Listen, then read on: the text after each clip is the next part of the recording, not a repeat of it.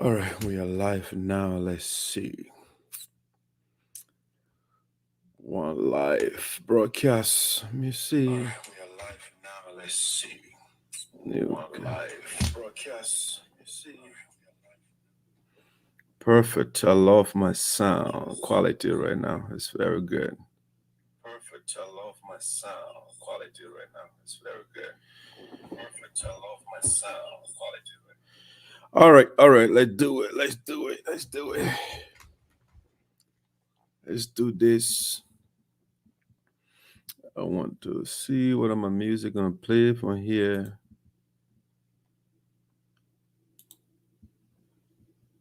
Let's see. I'm a real stick on a long time. The record, mash up the place.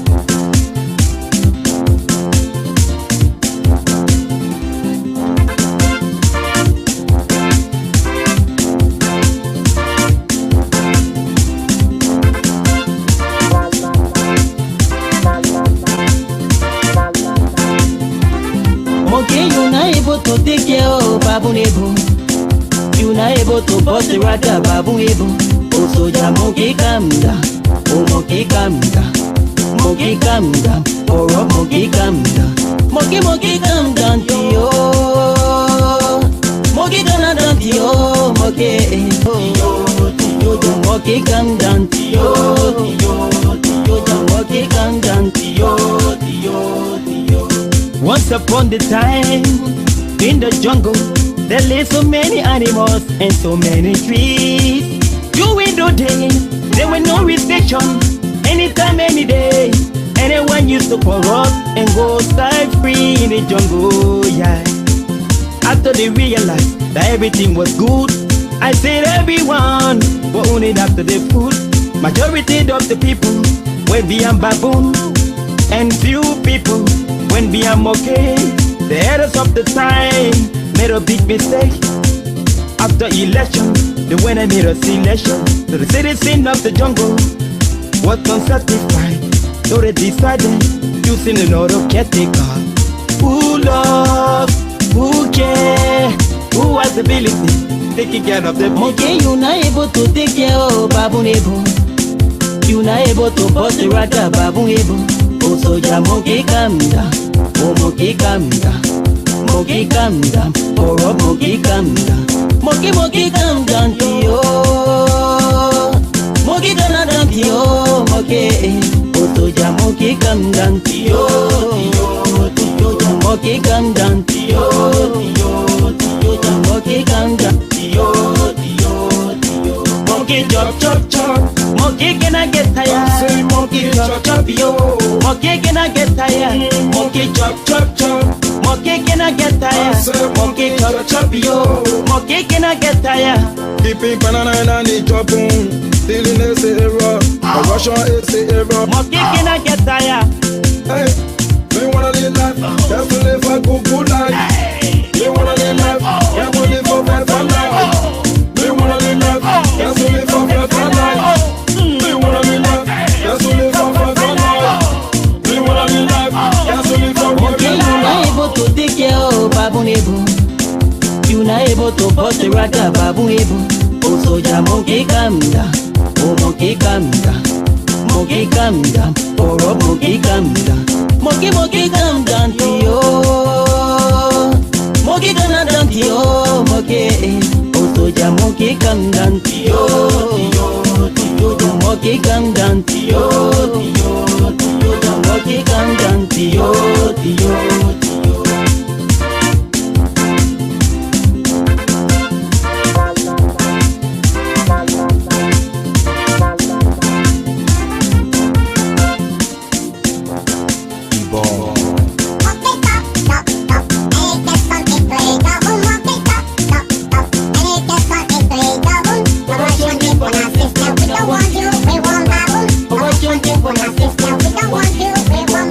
Babu storm, monkey listen. You give it right, it can practice. Babu storm, monkey listen. You give it stick, it can break it. We do your long time ago that Mr. Monkey was very wicked. The way you see it with your apple, then you know that love is wicked. Monkey see apple, they pick it. Banana and plum, they take it. All the good in a packet. It won't give it something lick monkey drop it, it drop it, nana, only babu can stop it. Monkey drop it drop it, nana, only babu can stop it. It call all African monkeys, all I want for them to rip it. Monkeys jump from tree to tree, hustle hustle, it ready get sick.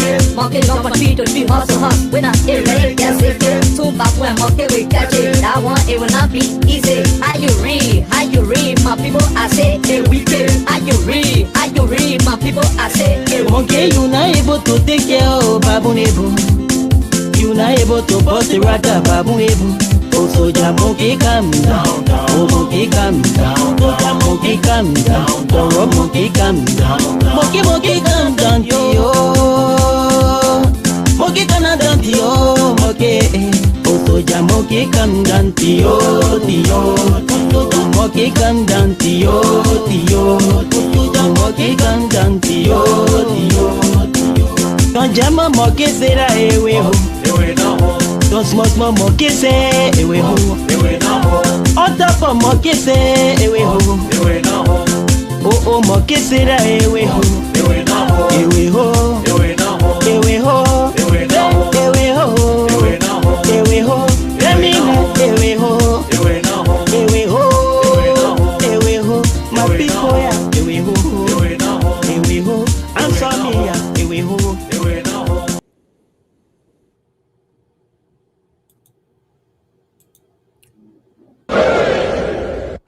My fellow partisans, today, the day you meet the Messiah, the political savior who has come to take away darkness and shine light, who has come with a solution to our endless problems. He brings better infrastructure, roads connectivity, and better laws for our nation. I present to you the political Messiah.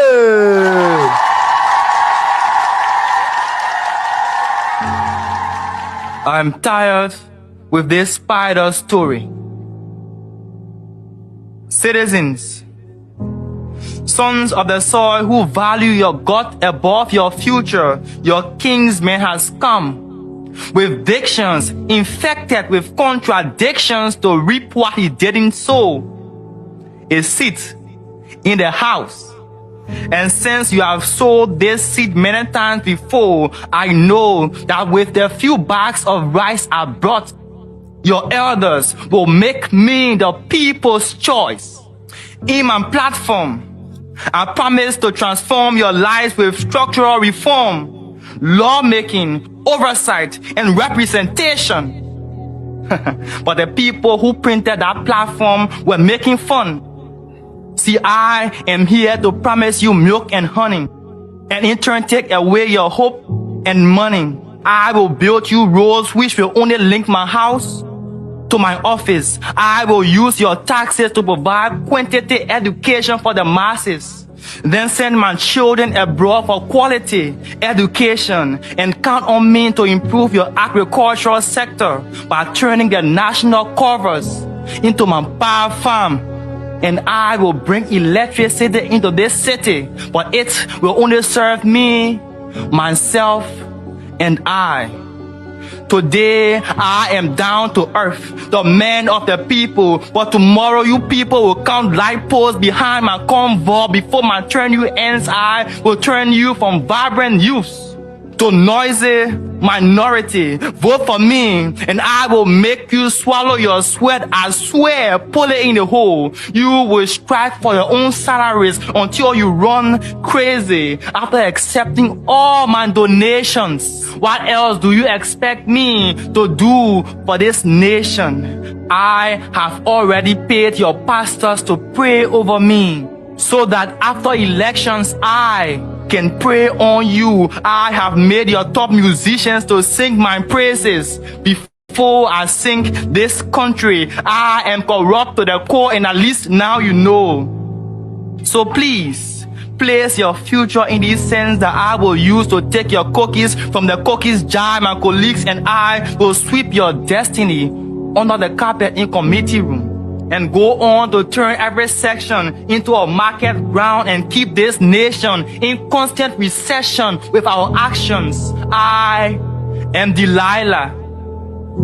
I cajole you with lies and you know, but my sweet tongue has taken away your sense of reason. Something. I know you came prepared to hear the gospel of change, but change my feet. Brace yourselves for a future as empty as the promises I fed you. I am the political Messiah, but while Christ fed 5,000, I will feed on 5 million. So go on. Follow me with blind loyalty, because soon you will beg me like blind people. Go on. Elect Hitler and expect anything less than a holocaust of your own dreams. Go on. Elect this Pharaoh-minded politician who won't let his people grow. Go on. Elect me, and I will show you the definition of eat and lay. Go on. Elect the devil, you know.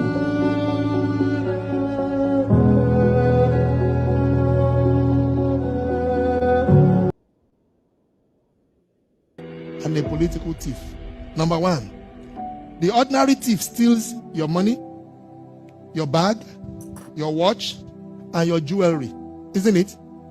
But the political thief steals your future, your career, your education, your health, and your business. Number two, the hilarious part is that the ordinary thief will choose whom to rob. But you are the one who choose the political thief to rob you. Because we choose them. We vote them. We blindly say we are not blind. Who is deceiving who? The ridiculous part of the whole issue is that we will fight to defend and protect our belongings from the ordinary thief. Is it not?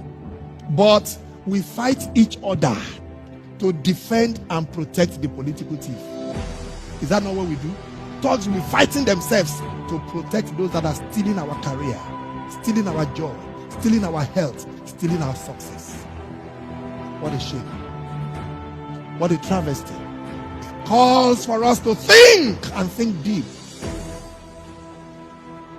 The stage we are in as a country is not a stage where you become an onlooker. You have become an onlooker for too long. You must get ready to put your hands to the plow and be part of the process. It's not just about PVC, carry PVC. You must be in the kitchen where it is being determined. You must be there where the decisions are being made. If we are there in our numbers, they cannot outnumber us. But you leave it aloof. Oh, no, it's too dirty. It's a dirty game. And then the dirty guy is getting to the game of play. And you are there not showing up. And when they begin to make the decisions, you will know whether it's a dirty game or not. The result is always dirty on yours. Dirty on your health. Dirty on your business. Dirty on your success and your career. I hope that is stirring up something in you.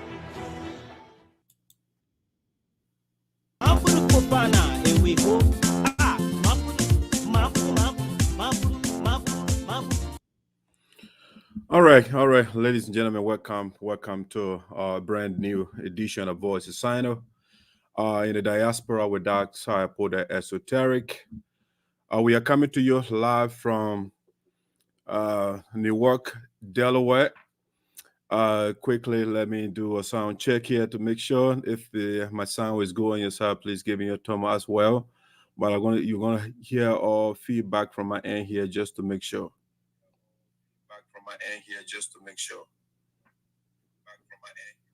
All right, my sound is perfect.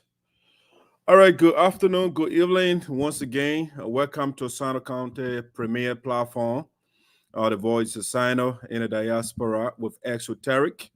We are coming to you again from Newark, Delaware, these United States of America. We'll ask you to do us a quick favor. Please share the show for us. We share with you. And so we want you to as well to share on your page.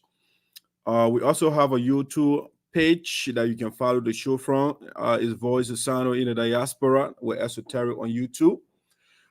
We are also live right now on YouTube. You can follow the show from there as well. All right. I hope you had a wonderful, wonderful weekend.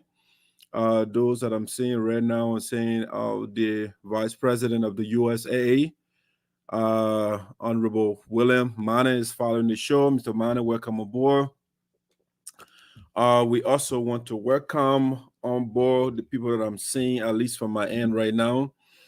I'm seeing Otello Grisby. How you doing? The President of Sinoe County Association, Massachusetts chapter, there is following. Our National Secretary General J. Alexander Tote is also following. Welcome on board. I'm seeing Gerju Suat to join us. Welcome on board as well. And other people are seeing the following from YouTube. I'm not seeing their names. And so as you get as you log onto the show, please again share the link for us. All you have to do is just share on your page. Sometimes, not always, but your friends are not my friends. And so when you share it, your friends will be in the know that Sinoe County Premier platform is on. All right, so let's start the show this way. It's a wonderful show. It's a fantastic show coming your way. So as usual, we don't make it lazy here when we come here. We'll give you facts. We don't give you propaganda. All right, so now this is what I want to start the show with. I call this Justice for Jessica LIoyd is a must. If you are following social media, there is this girl, a Liberian girl, who her fiance is an American, and I think the video is on Facebook. It's all over the place, and where the boyfriend or the fiance was trying to decapitate, to behead the girl. You saw the video. And so there is a campaign going on right now to get justice for Jessica.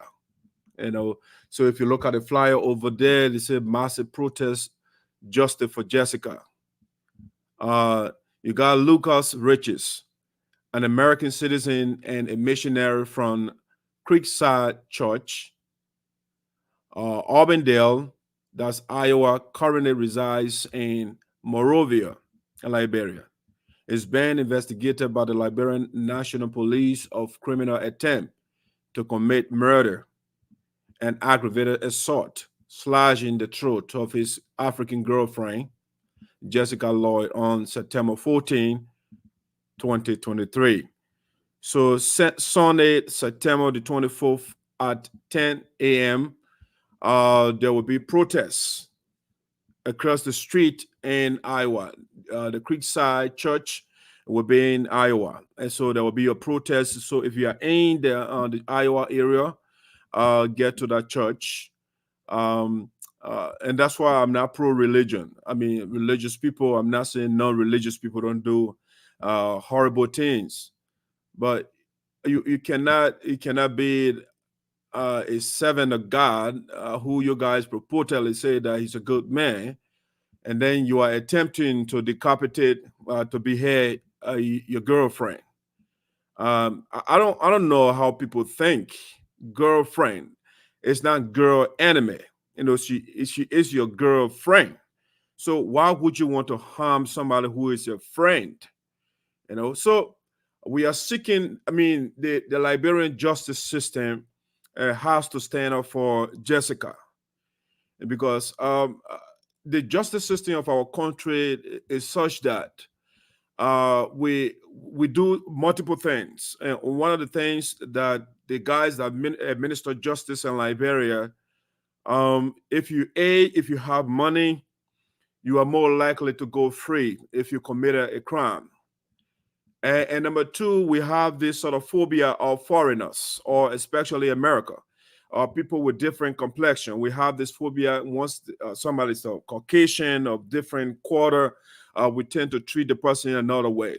Under the rule of law, justice system, everybody's below the law, no matter your complexion, no matter your nationality. So especially attempted murder, that's serious offense under the law. And so Mr. Richard must be punished if the allegation against him is indeed true. He should not go with impunity. If you listen to his girlfriend testimony or explanation on Facebook, you see that the guy actually she was saved by an onlooker who saw the boyfriend trying to kill her. So we are asking, especially those in Iowa, if you can travel to Iowa to go and support, to lend your support, that would be laudable. But we have to stand up for Jessica. Jessica needs justice. Yes, she deserving. She did nothing wrong for her boyfriend to cut her throat. She was lucky. She's going to live long. And so that's how we want to start the show. We are seeking justice for Jessica LIoyd. Yes. Imagine I have all these, daughters of mine, and somebody wants to do that. As a father, what would come to my mind? It's horrible how people think. I think some of these people, they got to be purged from society because I think they have some mental issue, because to be that brave to want to kill another human being. It's just scary stuff right there. All right, so we are seeking justice. And this will be advertised every time we come on the show. Justice is needed for Jessica. All right, so that's how we want to start the show on Voice of Sinoe. Again, welcome aboard. If you're joining us, please share on the link for us. We would do appreciate that. All right, so let me go to the next thing here that I want to talk about on Voice of Sinoe in the diaspora. All right. Let's see what we got for you. But this one is a breaking news. I'll be right back.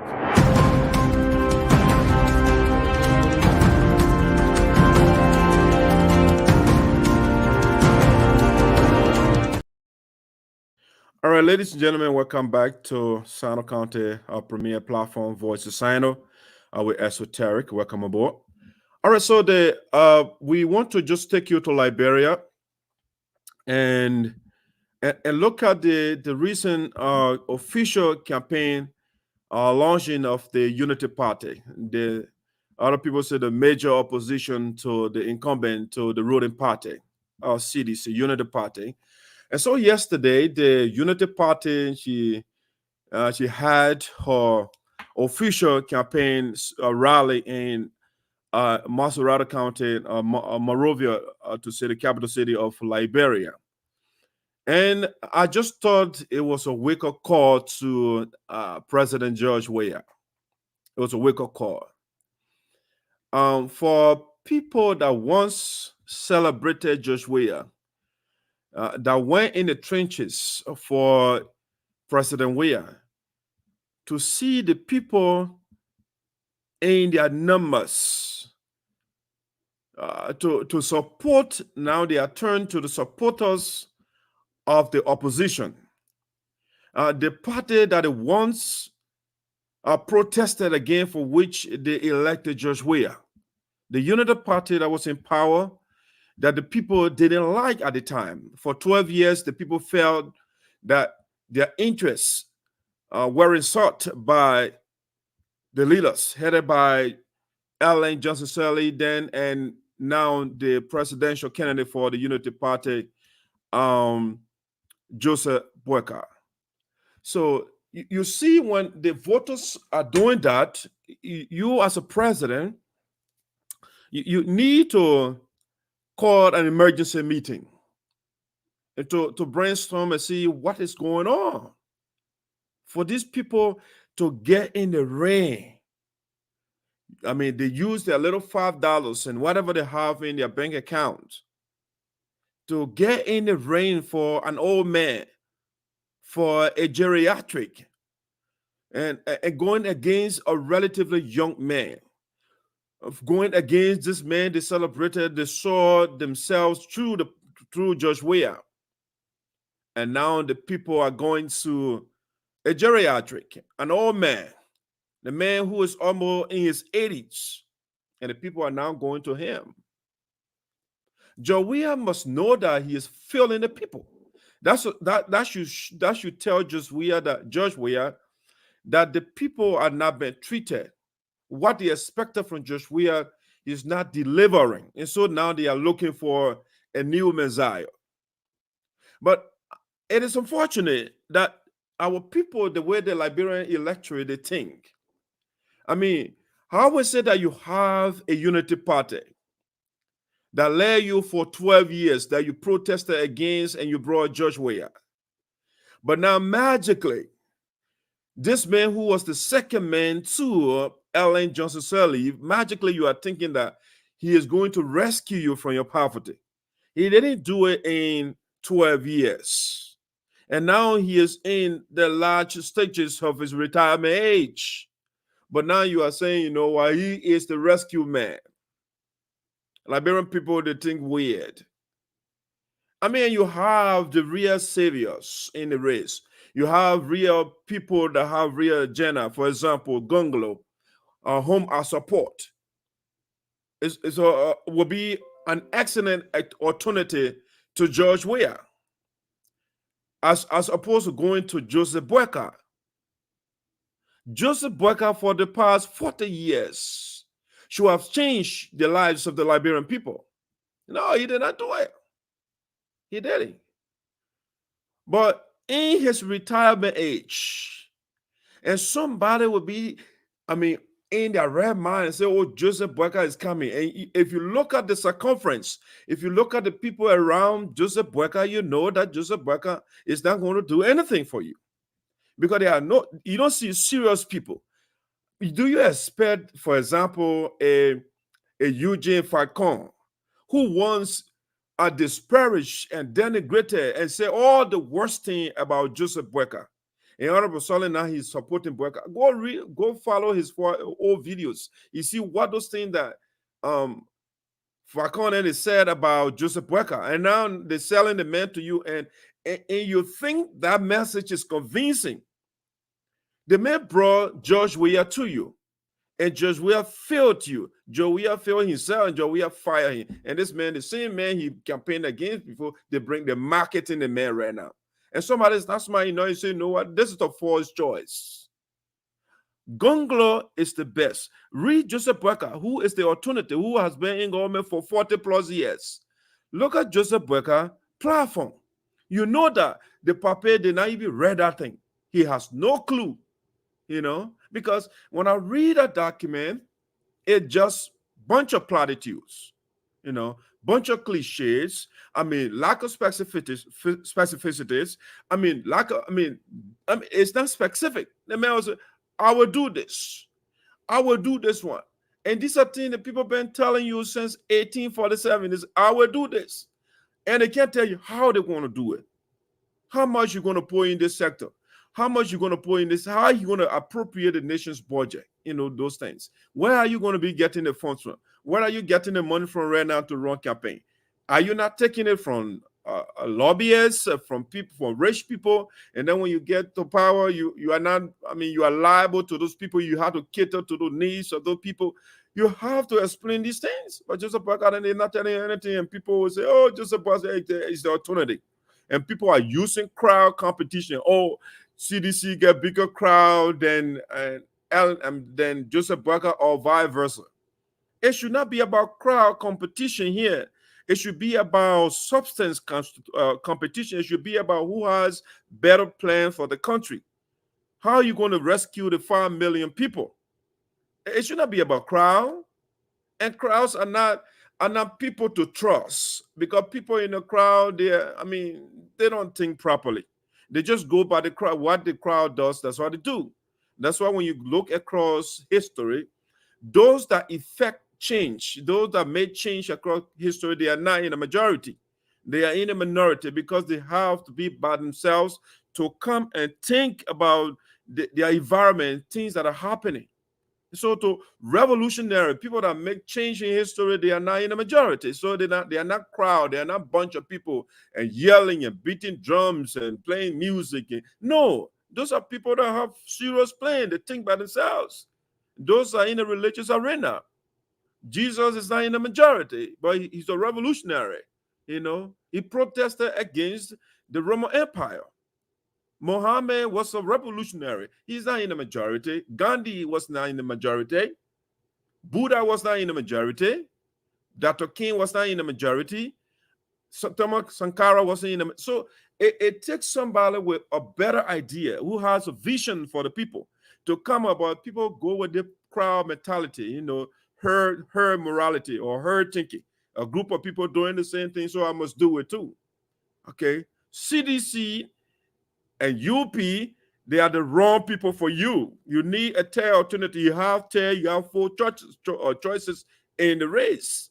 But you created this false dichotomy in your mind that when this other guy, the other failure, like I was reading one of my friends on Facebook comment, are supporting the lesser or 2 evils. Okay, what are lesser or not is still evil. So why support evil? Why? Why it's okay to support something that is evil, and you don't look for something that is not evil?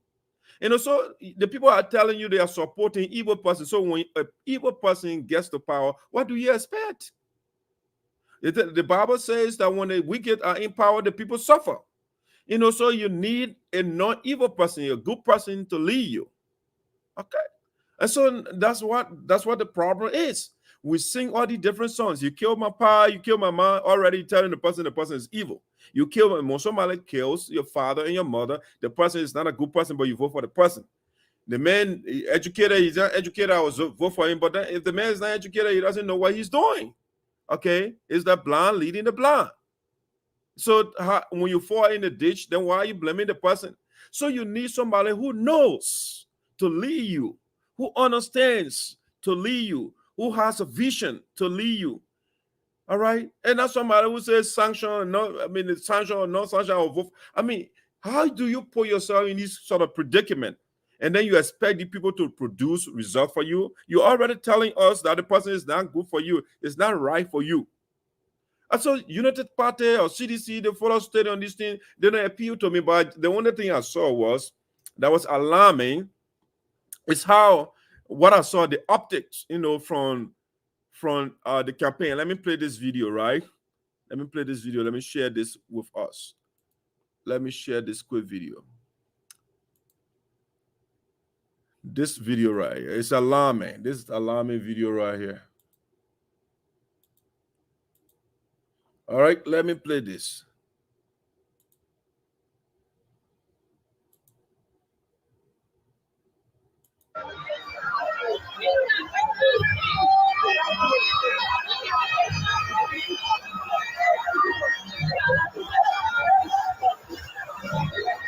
This is Spoon TV, Sylvester Chaotically is my name. We want to break you the conditions that supporters of the United Party are going through right here on Lane Street, going towards ATS.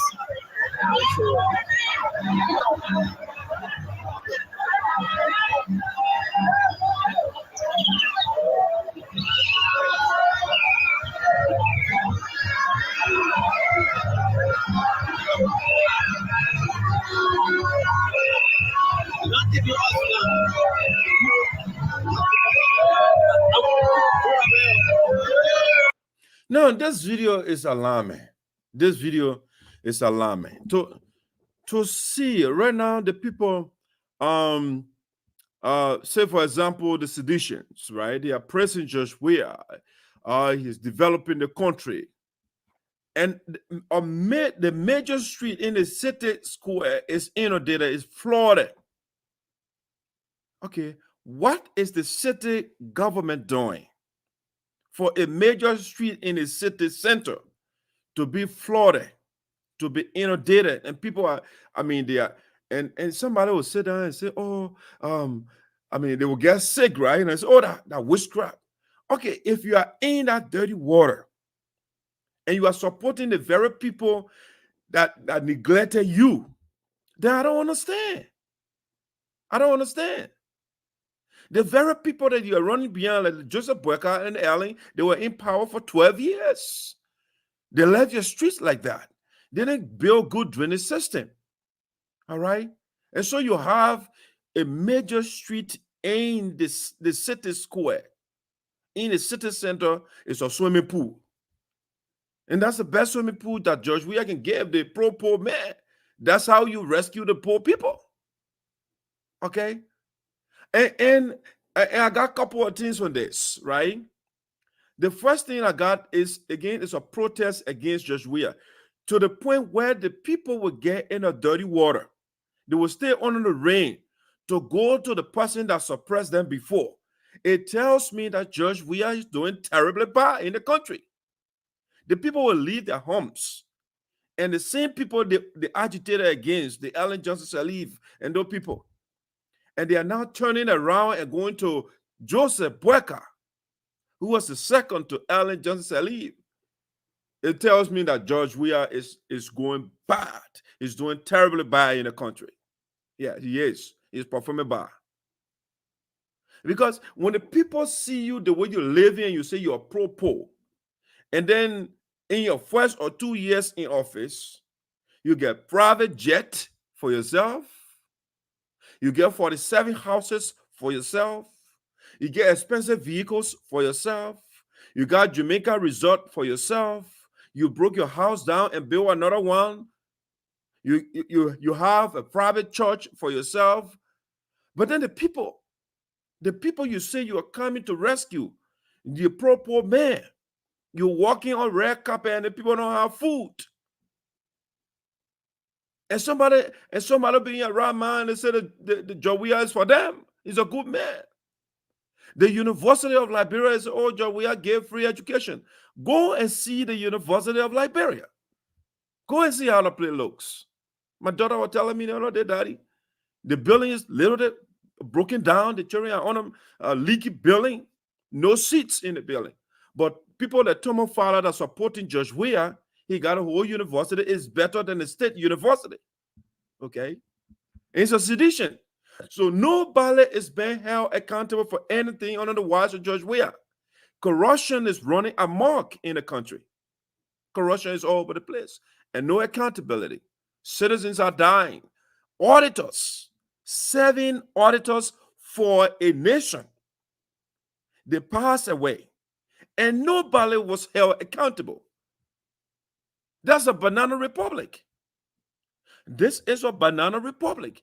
Anything goes. Anything can happen.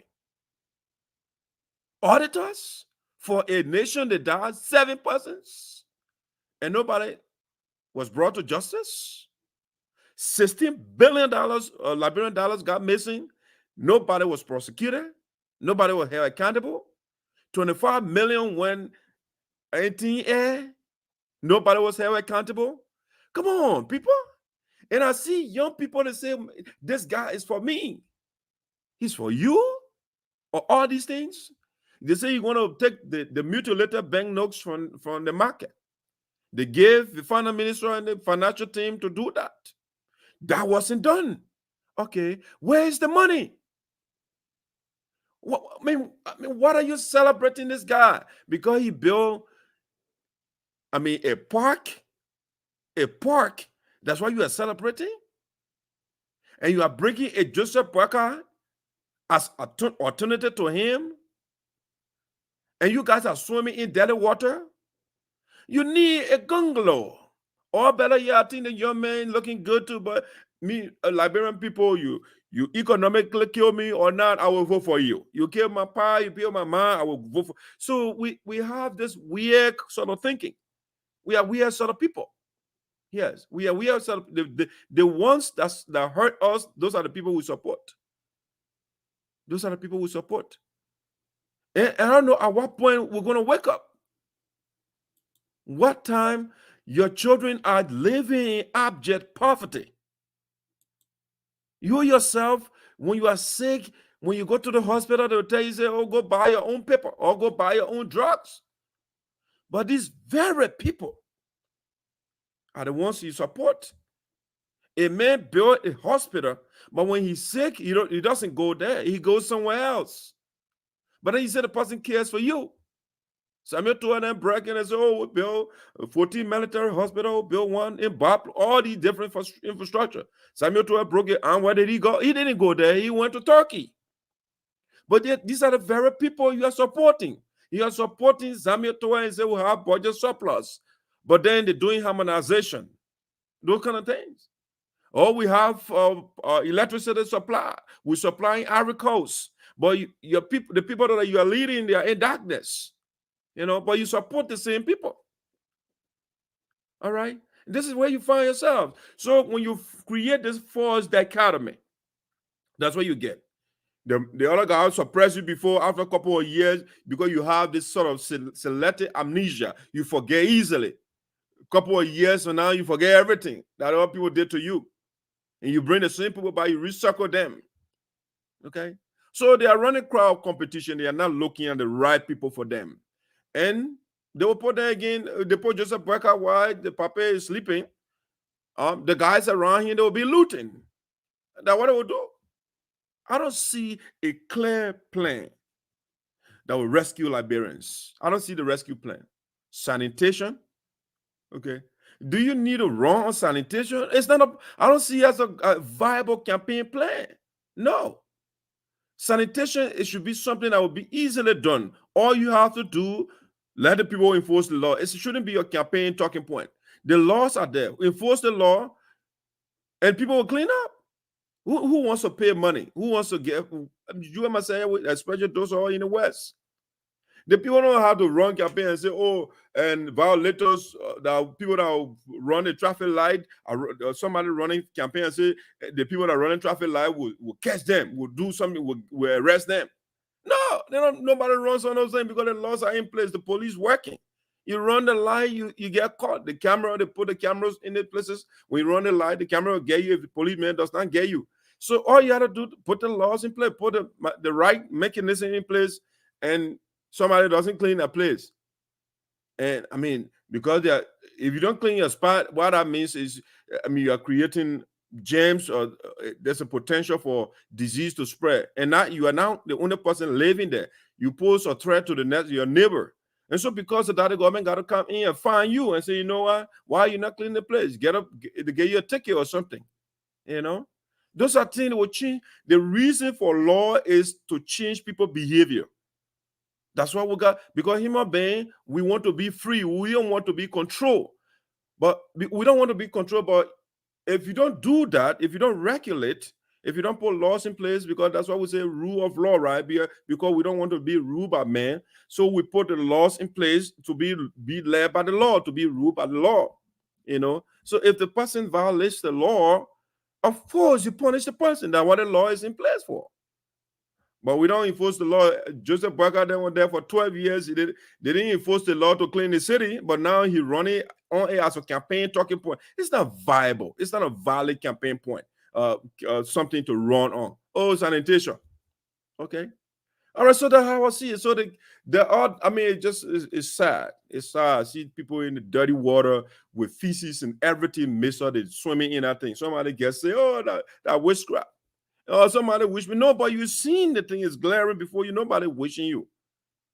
The environment is horrible. You yourself, you're not doing what you're supposed to do. Why you take the trash when you see the street in Monrovia as though no government in place? What is the city mayor doing? What is the city government doing? The people litter all over the place. They put the trash and nobody's holding anybody accountable. It's sad.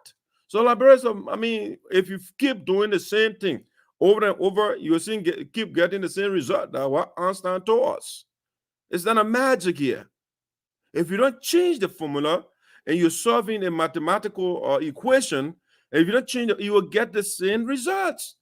And so when you deal with Joseph Boyka in the past, and he did nothing for you for 40 some more years, and you say, oh, the man about almost 80 years. And you say, oh, you come and save me now. You are harming yourself. You're not doing the Joseph Boyka. You're not doing the Joseph Boyka. No, you are not. You are doing it to your very self. Okay? You are not. Joseph Boyka children, they are not suffering. And so I see my brothers and sisters, my fellow citizens, fathers and mothers in Liberia, they are celebrating the very people that are harming them. They walk in the street and the people they are sitting there in cars. But then you walking beyond, then you're sinking. You go home, you don't have the first cup of rice to eat. But you're sinking. So we are telling you the alternative to these people is a gunglo. Yes. A gunglo would be a good replacement for these people. Yes. Yes. 1 + 1 is 2. You can do that over and over. Once you follow that format, you will get the same number. 1 + 1 are 2. You do it for 40 years, you bring the same guy back to the same thing. So all you have to do to change that, you need somebody who is clean, who has a vision, who has a plan, who telling you how I'm going to do it. Okay? But it's sad for us, for our country.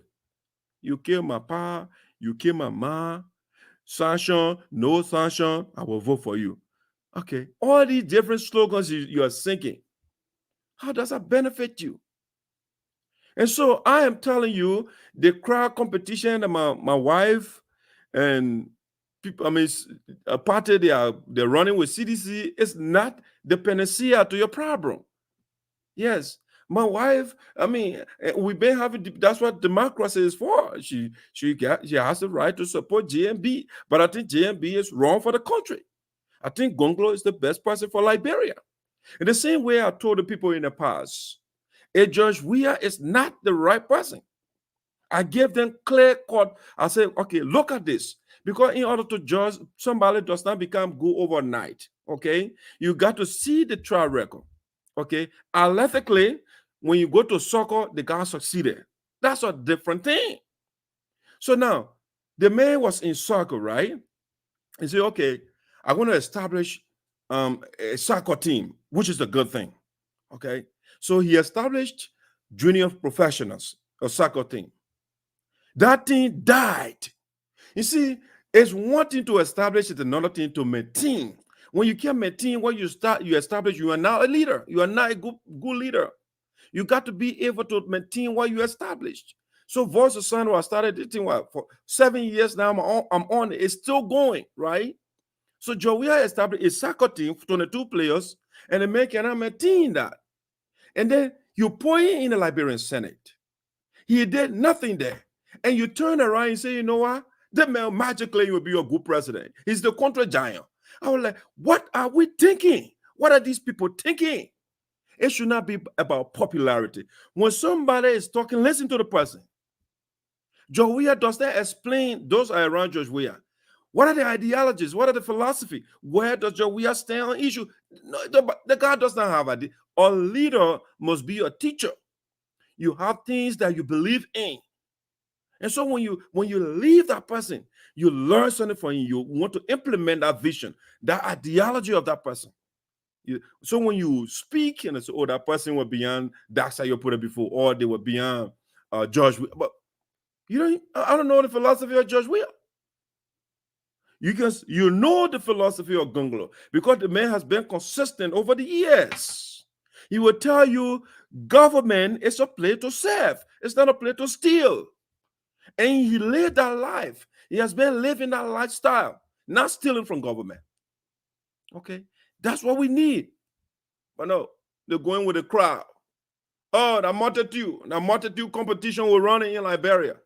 It's not substance. It's not who will make you, a good citizen. A good citizen is the one that is empowered to contribute to the country. Because if you become a liability in a society, you are not a good citizen because you are not contributing. Okay? So that's why you put people in place to provide the environment for you to thrive, for you to survive, for you to grow. But no, the people cannot even build your roads. When you go into your towns and villages, you look all muddy. Why? Why should you look like that? You have to wear all these different things and somebody in the mud and they're happy about it. Okay? So you have the right to support Joseph Boyka. You have the right to support George Weah. But we want to tell you again, just the same way we told you before George Weah, is not the right person for you. The man was a senator. He was a peace ambassador. He worked for Ellen Johnson Sirleaf. He was the peace and reconciliation something on Ellen. He got a whole budget. And I want to make power. He could not order Ellen Johnson Sirleaf because he got some of the loot. But people don't get those things. They wake up and say, oh, Ellen Johnson Sirleaf, and she squandered the money. But Jowiya was part of Ellen Johnson Sirleaf administration. They used the guy, the lawmaker, they set the budget of the country. Okay. Now, what they do, the president will send a budget to them, they have to review it and approve it before it can become law. Now, what Jowiya did, the people did not benefit from all those things, but they say, oh, like Jowiya, the man came to power. He came to power. For a few years in office. The man building houses for himself.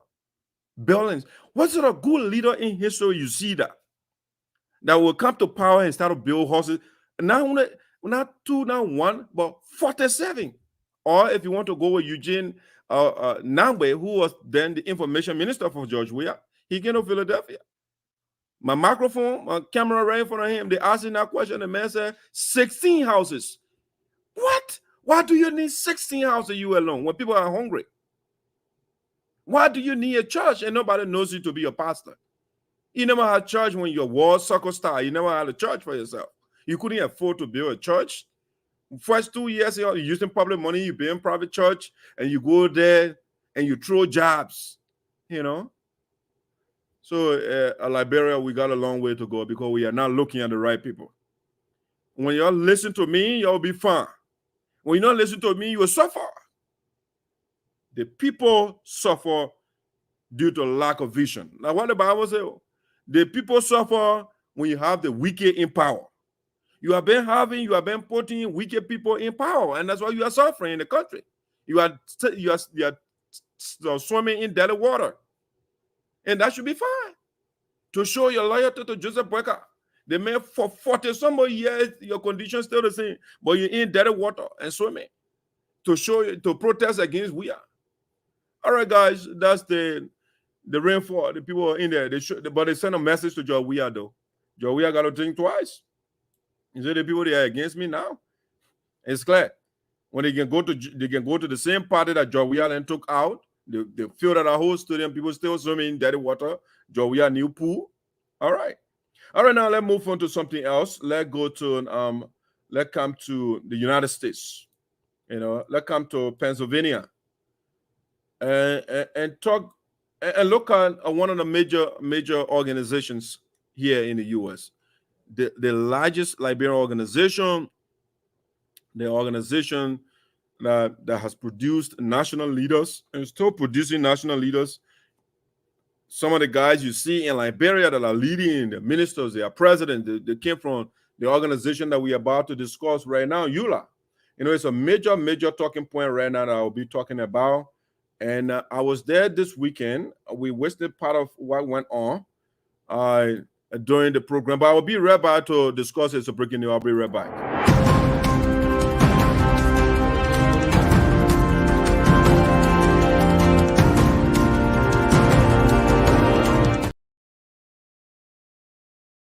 Ladies and gentlemen, welcome back to Voices Sinoe in the Diaspora with Esoteric. We are glad to be here with you.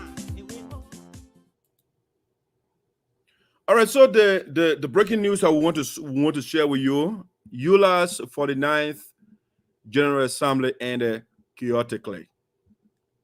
ULAA'S 49th General Assembly ended chaotically. Okay, so ULA, those of you that don't know, ULA is the Union of Liberian Associations in the Americas. Union of Liberian Associations in the Americas. Okay, that's what ULA stands for. And so over the weekend in Philadelphia, Pennsylvania, the Constitution in September of every year, they select a location,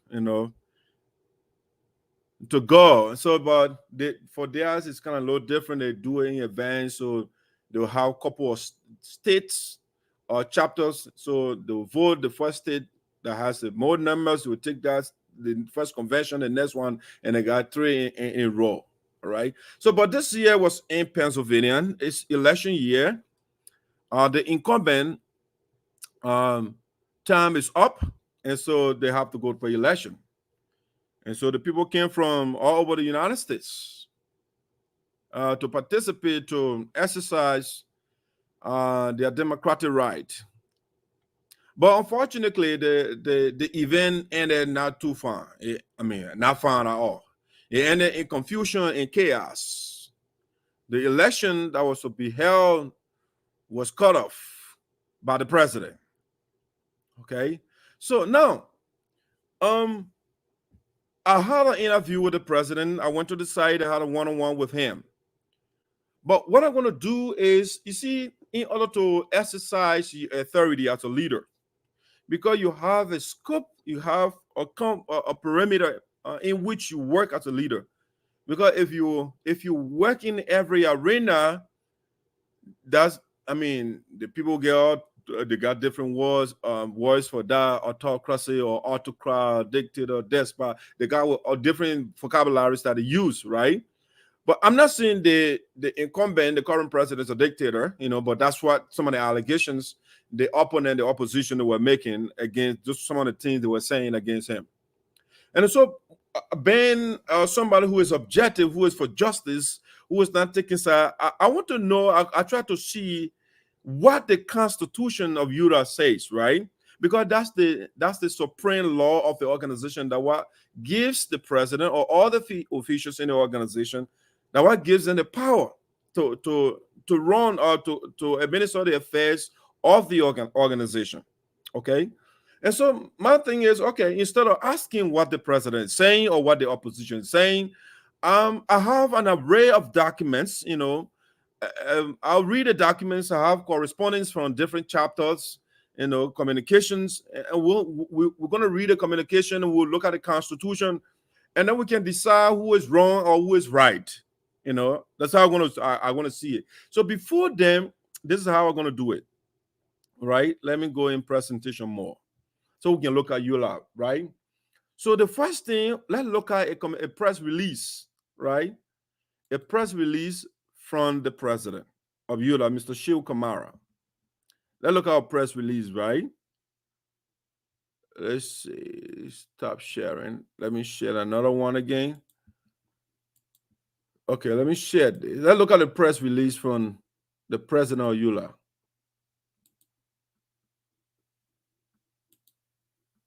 All right. It was posted on ULAA's Facebook page. Let's look at the communication, right? What the president said in this communication. All right. Let's see. Let me go in presentation more. Let me see. Come back here. Okay, it's big enough. I can make it bigger a little bit. Let's look at some communications here, because that's how we know who is wrong and who is right. All right. So let's see. Plus. No, I'm not doing plus. Take that down. Yes, leave that.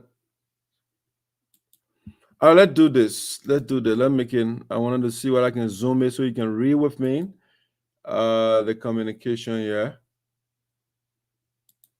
All right, let me zoom in a little bit. All right, let's see from this point. All right, it's big enough. So this is the press release, right, from the president of ULAA, Mr. Shiwoh Kamara. It's on ULAA's Facebook page. So it was published September the 15th at 12:21 p.m. Okay, and it's a Union of Liberian Associations in the Americas, ULAA, and it's set for immediate release September 16th. The date of the communication, the press release, 2023. It says that ULAA President Honorable J. Shiwoh Kamara emphasizes commitment to unbiased leadership in 2023 elections. Okay, key words that he making a commitment. All right, to unbiased. When something is unbiased, it will be fair. In other words, right? You will not take side. Okay, unbiased leadership in 2023 elections, because he says it's on the ballot, right? So it says the Union of Liberian Associations in the Americas, ULAA, wishes to address recent concerns. Okay, some concerns came out, right? Wishes to address recent concerns and affirm its commitment to a fair and impartial approach. Okay, fair. So key word here again. Fair and impartial. Okay, you are not taking side, right? Impartial approach as we approach the 2023 ULA elections. On the leadership of Honorable Shiwoh Kamara and Honorable Minerva Grant, we are dedicated to upholding the values of democracy, inclusivity, and unity within our organization. Okay, key words here. Okay, they say we are dedicated to upholding the values of democracy. Okay, what are the values of democracy? Freedom of speech, the right to vote, and so on and so forth, right? Nobody can take your right away. So democracy, the word demo, the root word here, demo. Demo means people, right? It's people's, so the crisis here is authority. So it's people's authority, the authority of the people, democracy. So it's the rights of the people, right? And then you got inclusivity as another key word here.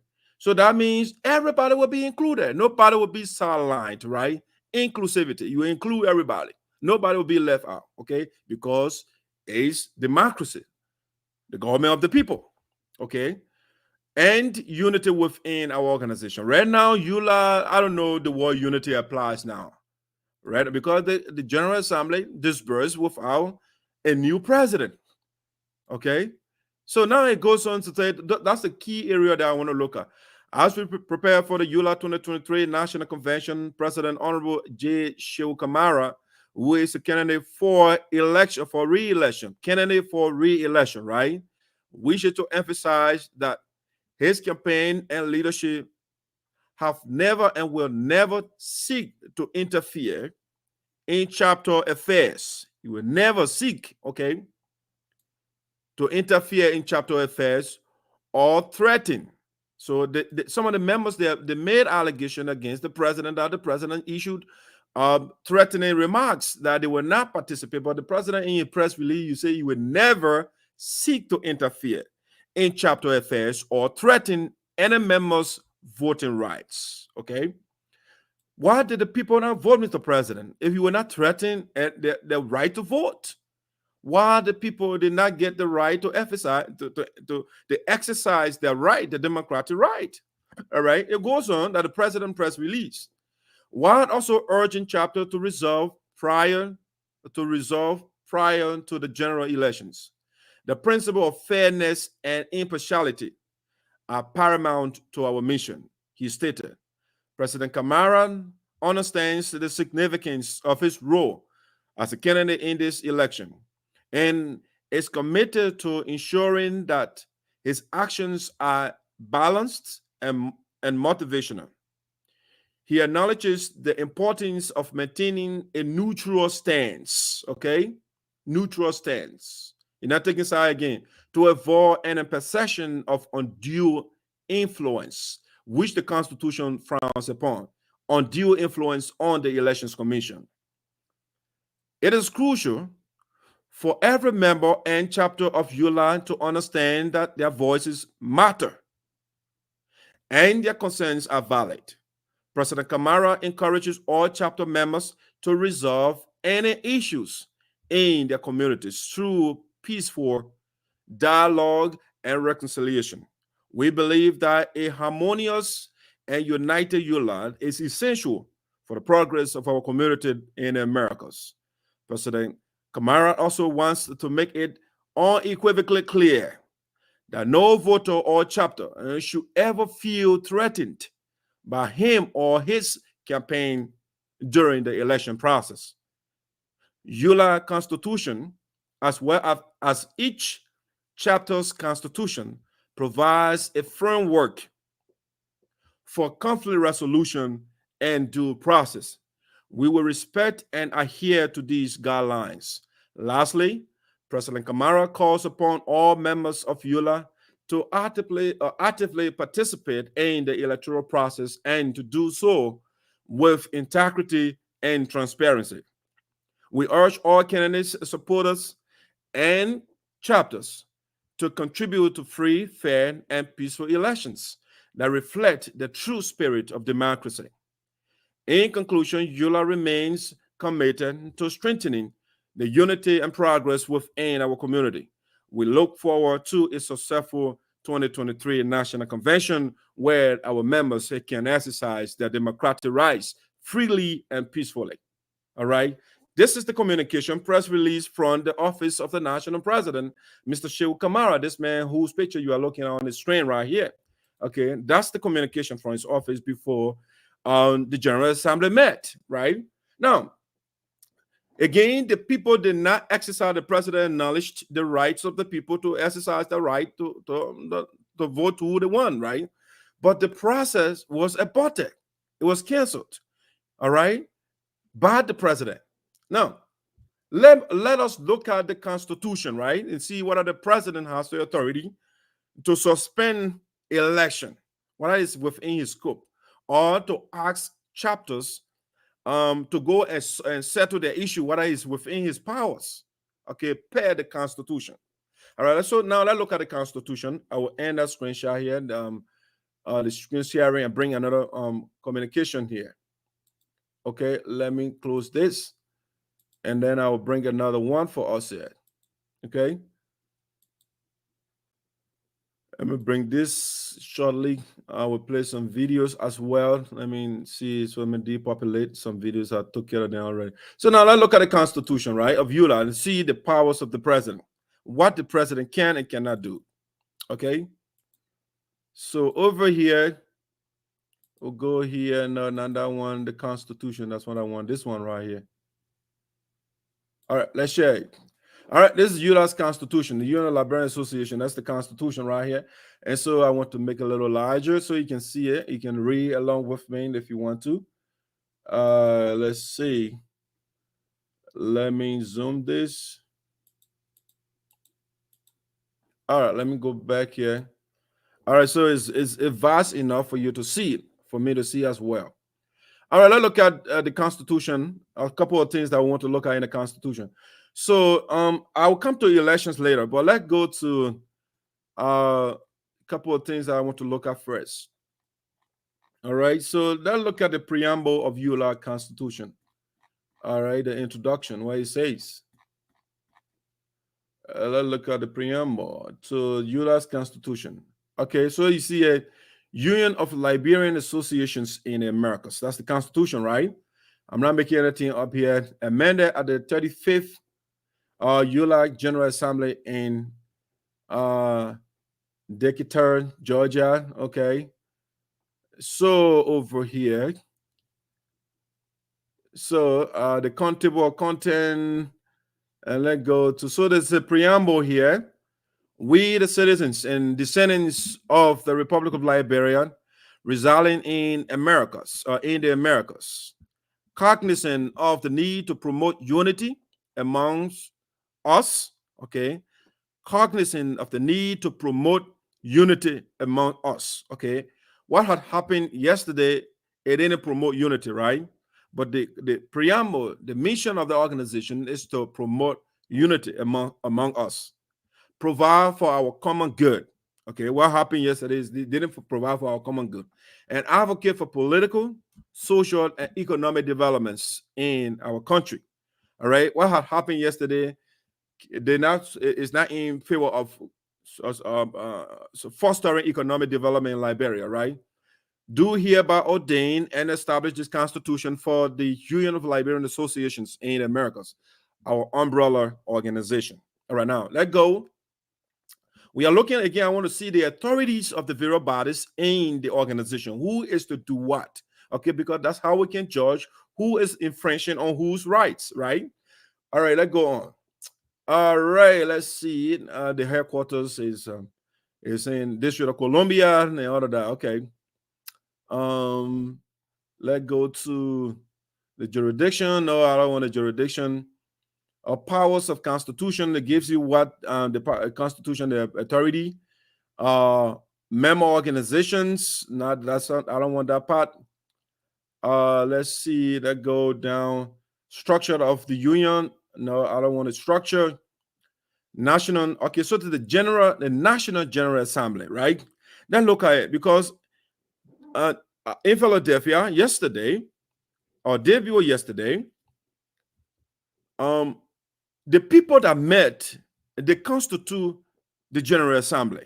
Okay, so what power the Constitution gives the National General Assembly, okay, of ULA.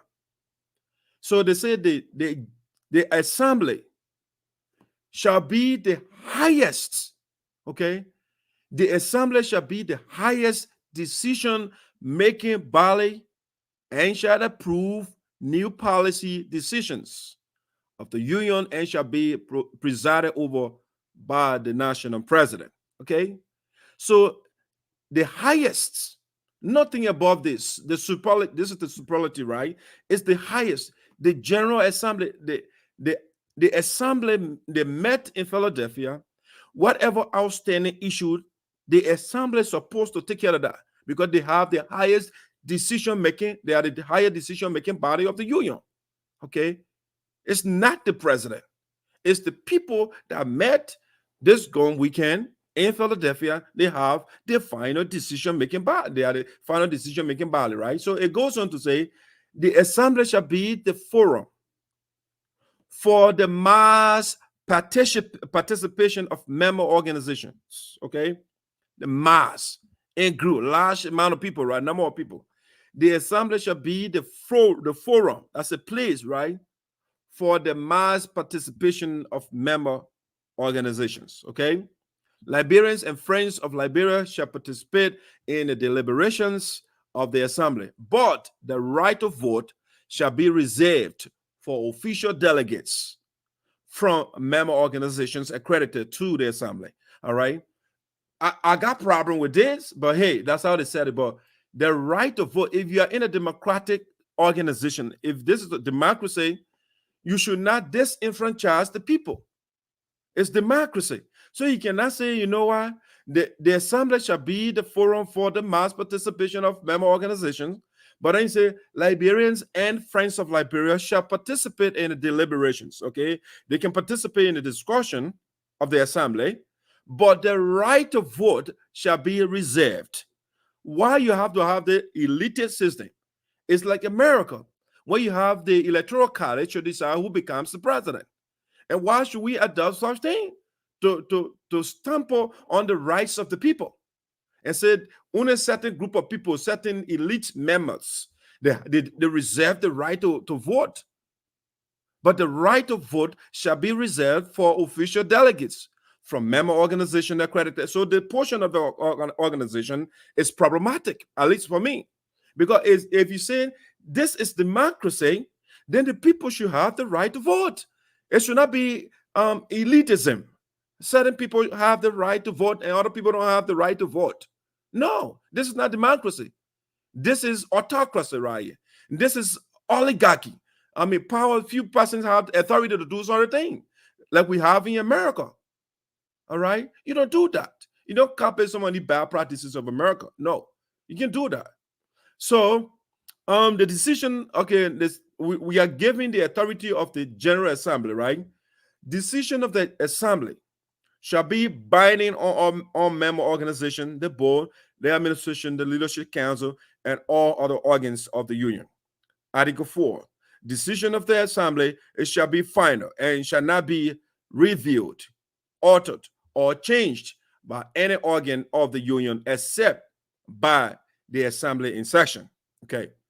We are looking at, again, I'm reading this because we want to know who has what power, right? Because it's a power struggle that went on. That what the people deserved, they scattered, and they did not exercise the right. It's because of power struggle. Who has what power? Okay. The assembly shall receive and discuss the report on the state of the union presented by the national president. 6, the assembly shall meet each year in the month of September in a city of a chartered member organization in good standing with the union. Okay, in September. Now, what they met in Philadelphia this September, right? Article 7. The assembly shall, once every 3 years, make decisions on the host member organizations and cities for a period of 3 years based on the findings and recommendations of the administration. The administration shall submit 3 recommendations to the assembly for consideration. Okay, it should have been done at this convention, but it didn't happen. The member organization with the highest votes shall host the first assembly. The member organization with the second highest votes shall host the second assembly. And the member organization with the third highest votes shall host the third assembly. Okay? Article 8. If the member organization with the higher votes is determined to be unable to host the assembly, the responsibility shall fall to the member organization with the second higher votes. Okay, it goes down the line, right? Each Liberian organization, each Liberian community organization shall be represented at the assembly by no more than 25 accredited delegates. All right, so each Liberian community organization shall be represented at the assembly by no more than 25 accredited delegates, and they shall determine their delegates' makeup. Okay, so all the different sections, sectional organization, county organization, they got to be represented, at least 25. Okay, Article 10, each Liberian National County Association shall be represented at the assembly by no more than 25 members. Sorry, each Liberian National County Association, for example, Sinoe County, Dover County, and so on. Each Liberian National County Association shall be represented at the assembly by no more than 5 accredited delegates and shall pay half. Okay, so they got all the other details. So they told you what they get, all the different powers to the General Assembly. Okay, an emergency session of the assembly shall convene consistent with the provisions of this constitution. They got emergency meeting and all of that. So declaration of a state of emergency by the federal and or state governments in the city, state of the host member organization within 30 days of the scheduled assembly may lead to postponement of the assembly if the backup host member organization indicates its unpreparedness to host the assembly, right? All right, so this is crucial. That's one of the ways you can defer election or holding a convention. They said the declaration of a state of emergency by the federal government, right? By the federal or state government in the city or state of the host member organization within 30 days of the scheduled assembly may lead to postponement of the assembly. Okay, that's the only way one of the ways you can postpone the assembly meeting, right? All right, the assembly just met, they were postponed through the action of the president. If the backup host, okay, so we'll go to the next one. It's so when the assembly is postponed, the national president shall within 15 days, okay, convene an emergency joint section of the board, the administration, and the leadership council to decide the new date and venue for the assembly, which shall not exceed 60 days as of the date of postponement.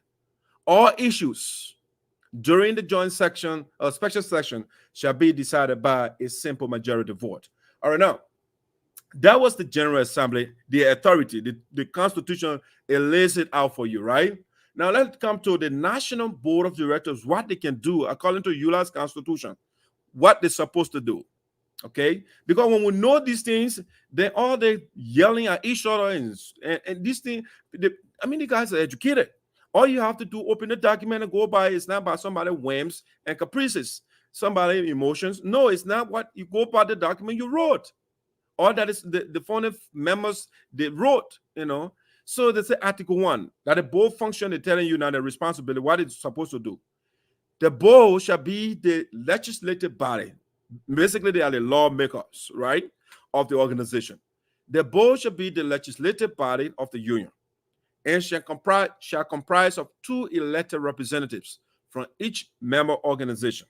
Okay? 2, the board shall charter new member organization based on the recommendations from the national president. Okay, that's simple. They can bring new chapter based on the recommendation the board got to approve, right? 3, the board shall confirm presidential appointments and review and act on matters of the union brought forward by the administration. Okay, that's another function by the board. Okay, the board shall approve contracts, agreements, memoranda of understandings, and other legal instruments negotiated by the administration before they are legally binding on the union. Okay. Number 5, the board shall approve all budgets of the union submitted by the administration. 6, the board shall approve the national elections law based on the recommendations of the National Elections Commission. Okay. Number 7, that the board functions according to the Constitution. The board shall conduct impeachment hearings of national administrative officers and members of semi-autonomous commissions. Okay. Number 8, the board shall suspend. Okay. The board shall suspend or revoke the charter of member organization. The board shall suspend or revoke the charter of member organizations. In the exercise of this power, the board shall rely on the recommendations of the administration indicating efforts undertaken to get the member organization or organizations into compliance with the union, right? So it's the board that has the right to suspend chapter member, okay? That the board job to suspend or revoke. It's the board that's supposed to do all of that, okay? We'll go on to the board function again, Article 9. The board shall suspend the charter of member organizations or organization for violation of one of these conditions and shall revoke the charter of member organizations or organization for violation of all these conditions, right? These are the things when they violate, you can revoke, you can suspend them, right? They can participate. A lack of representation on the board and the leadership council for 1 year. B, inactive participation on the board, the leadership council, and activities of the union for 1 year. C, non-payment of membership dues to the union for 1 year or gross violation of the provisions of this constitution. All right. So these are things when they do that, then they'll be suspended or their membership will be revoked, basically. All right. Article 10, when the charter of a member organization or organizations is suspended or revoked, individuals from that member organization elected to national administrative positions shall remain in office until the next scheduled elections. However, individual occupying leadership position on the board shall immediately be removed from office, and vacancies shall be filled in accordance with the board rules. Article 11, member organization whose charter is suspended or revoked shall be restored to full membership by the board and accorded all rights and privileges when the following applies, right? Request for re-entry into the union is submitted to and approved by the board, and B, the issue that led to the suspension or revocation of the charter are resolved. Article 12. This is important. I don't just feel the reading, but I want us to know the functions of each body in the union. The president, the board of directors, the council, what they can do and what they cannot do. That's the reason why I'm doing this. The board shall meet in regular sessions, at least 2 times a year. A simple majority of the board members in attendance shall constitute a quorum for the conduct of business. 13, decisions of the board shall be in the form of resolutions published and circulated to member organizations and the general public. 14, the board shall establish its rules and regulations and elect its officers for the conduct of business. No rule or regulation of the board shall be in violation of this constitution. All right, it goes on. So now that was the board function. Let's look at the national administration, right? So under the national administration, you have the national president. Let's look at the national president's function, okay? What the president can do and what he cannot do within the scope of the Constitution. So it say we are looking at July, right?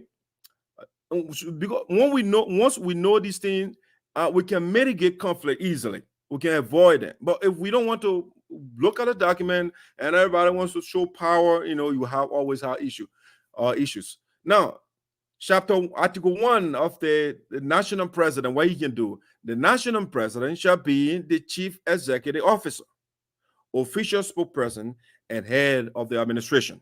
Okay, he or she shall be a Liberian or a Liberian descendant, and shall have attained the age of 21 years and a member of a member organization in good standing with the union. Okay, it goes on to say, the president can do the following, right? He shall manage the daily administration, operation, and coordination of all institutions and commissions. A, the president want. B, nominate members of the autonomous commissions and national standing committees for the advice and consent of the board. C, nominate the national assistant general secretary for records and meetings, and the national assistant general secretary for media relations for the advice and consent of the board. D, present the annual budget of the union and other ad hoc budgets to the board for approval. E, receive and review all applications from organizations seeking membership into the union and shall submit same with recommendations to the board. All right? That the president function per the Constitution, plan and preside over the annual meetings of the assembly. Plan and preside over the annual meetings of the assembly, and shall convene emergency sessions of the assembly. And G, call special sessions and emergency meetings of the board, the leadership council, and all other organs of the union. H, in case of resignation of any member or members of the national administration, the national president shall nominate for the advice and consent of the board a replacement until the next election. Now, those are the functions of the president. You don't hear anything about the president can cancel convention, he can cancel election.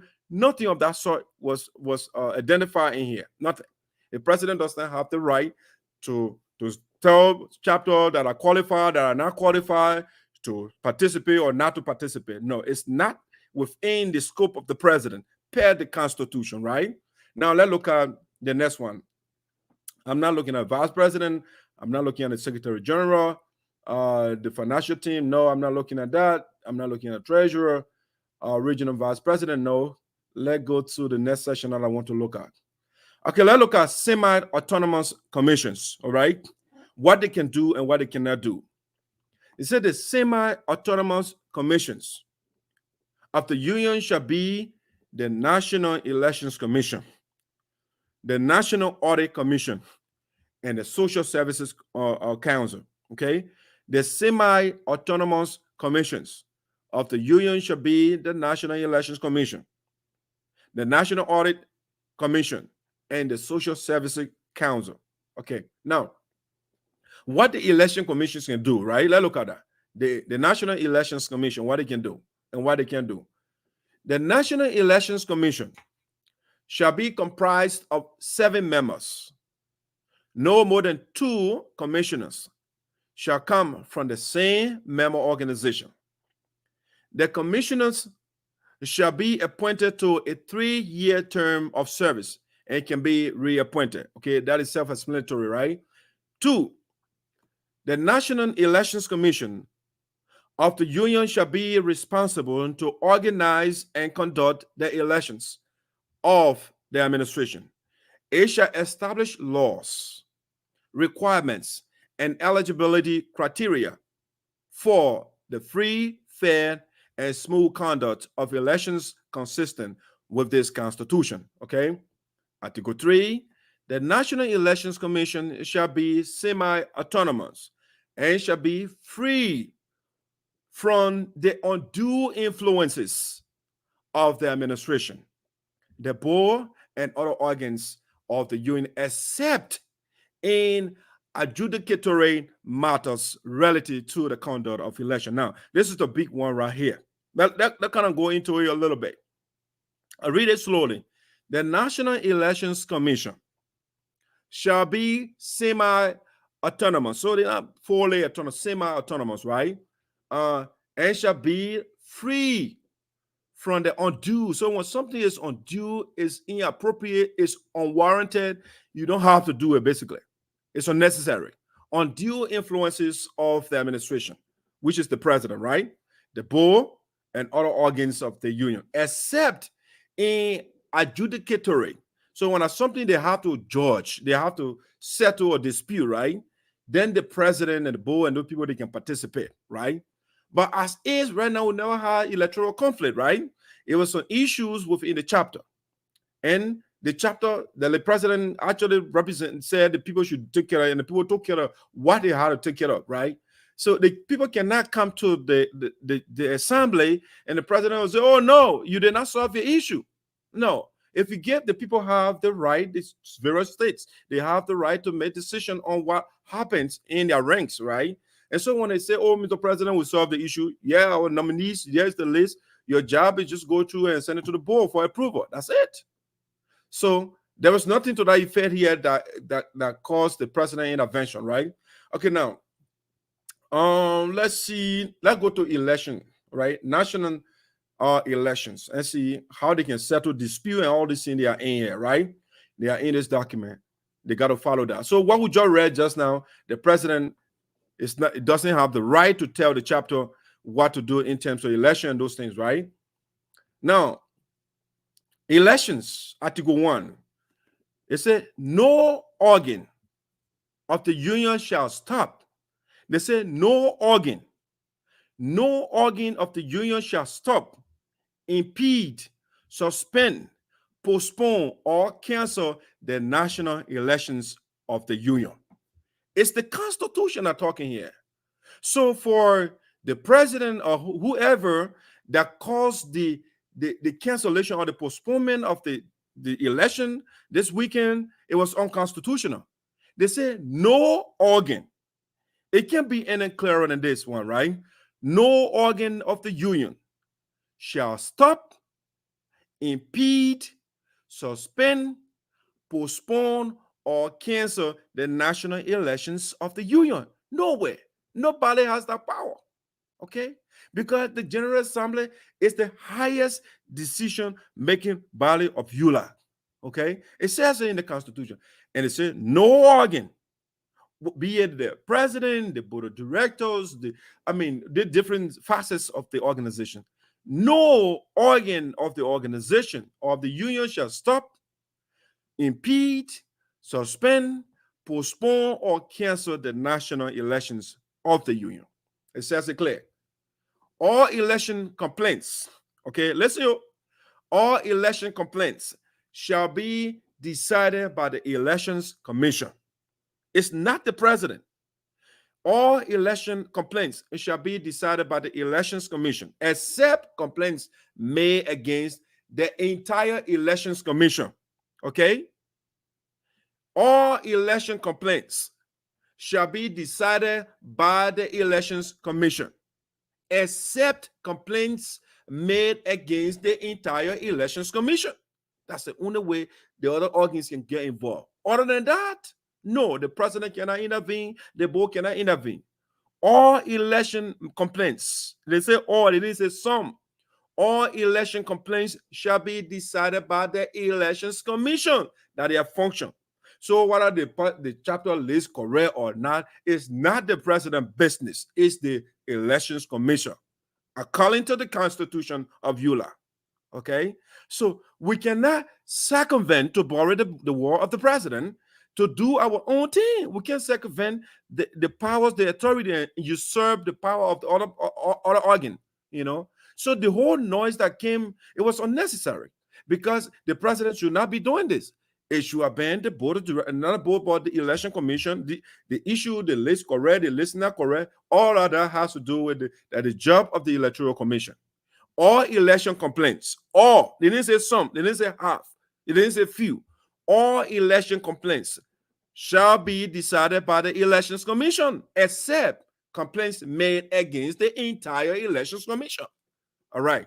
Number 3, the board shall hear the complaints against the election commission. So when they make a complaint against the entire elections commission, then the board can intervene. The board shall hear the complaints against the elections commission. Election complaints brought before the board shall be decided by a simple majority vote, except in the case of 1, nullification, when they cancel it, right? Nullification of an election, which shall require a resolution signed by 2/3 majority vote of the board. Okay. 4, election shall only be nullified. Okay. We just nullified the whole election. They say election can only be nullified for gross violations of the Constitution. That is, a candidate not attaining the age of 21 years. Okay, these are the conditions on which election can be nullified. It can be canceled. All right, elections shall only be nullified for gross violations of the Constitution. That is, a candidate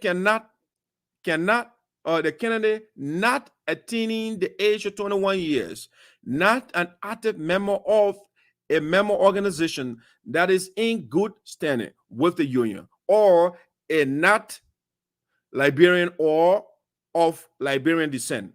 This is the condition on which you can notify, you can cancel your election. So what just went on this weekend, it was unconstitutional. It was totally a gross violation of the Constitution. Okay, you cannot cancel election. All right, nobody can do that. Whenever the notification of an election affects the presidential ticket, listen, yo.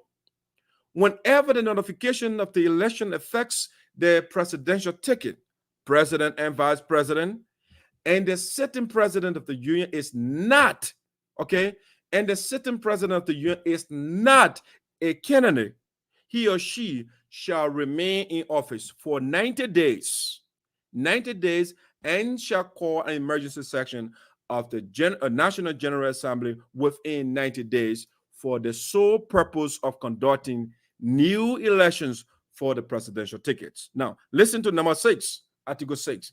Whenever the notification of an election affects the presidential ticket, president and vice president, and the sitting president of the union is a candidate, Mr. Shiwoh Kamara is a candidate in the election, okay? Whenever the notification of an election affects the presidential ticket, president and vice president, and the sitting president of the union is a candidate, the board shall appoint an acting president for 90 days and shall call an emergency session of the National General Assembly within 90 days for the sole purpose of conducting new elections for the presidential tickets. So as is right now, since the election was notified by the president, it was canceled, was suspended by the president, the board will have to appoint somebody per the Constitution.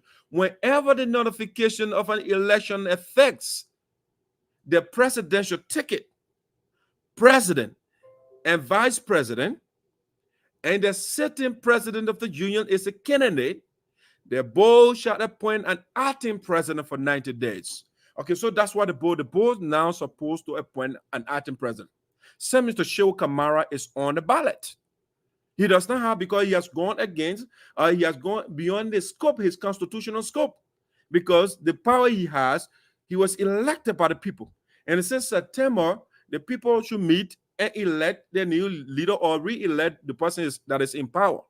But since the election was canceled and the president, the incumbent, is a candidate on the ticket, per the Constitution, they say the board should appoint somebody else. So Mr. Kamara got to turn over the gobble, or the board will appoint somebody else. It was a grave violation for the General Assembly to disperse without election when it's an election year. 7.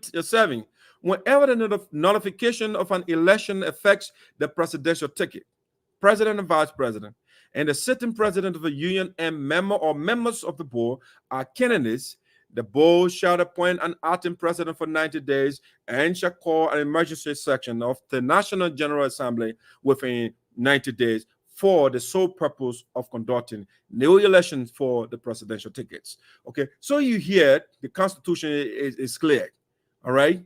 In the case of the nullification of election for any other national administrative officer or officers, the newly elected national president shall fill the vacancy consistent with the provisions of this Constitution until the next election. All right, so these are the things. This is the Constitution. Dedicate credit to the Assembly for Liberian Community Organization. Okay, the right to vote and all of those things they got here. So you know what happened this weekend with respect to ULA. It is the fault of the president. The president should not have interfered or intervened or tell the chapter and say, oh, you go settle your issue first before you can't tell 3 chapters. Now, here's what happened, right? Here's what happened. Now, we just told you the functions of the various organs within ULA. Who can do what and who cannot do what. We just told you that. Now, then look at the back and forth with respect to what brought us to where we are right now within ULA, right? Then look at what happened. Let me end this screenshot. And I will bring this one here to... Let me do it. I want to show some communications to you, right? Or to us. Let's share some communication here. Let me take the Constitution down. We just went through it. Let me close this. Okay. Let me see. I want to share this document with you, right? Let me share this.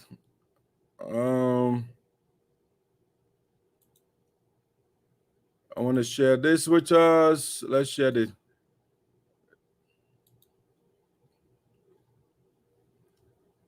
All right, so let's look at some communication, the back and forth. Let me come here and review it. All right, good. So this communication is a little upside down, right? But from the Iowa chapter, for example, right? Let's see. Let me do something here.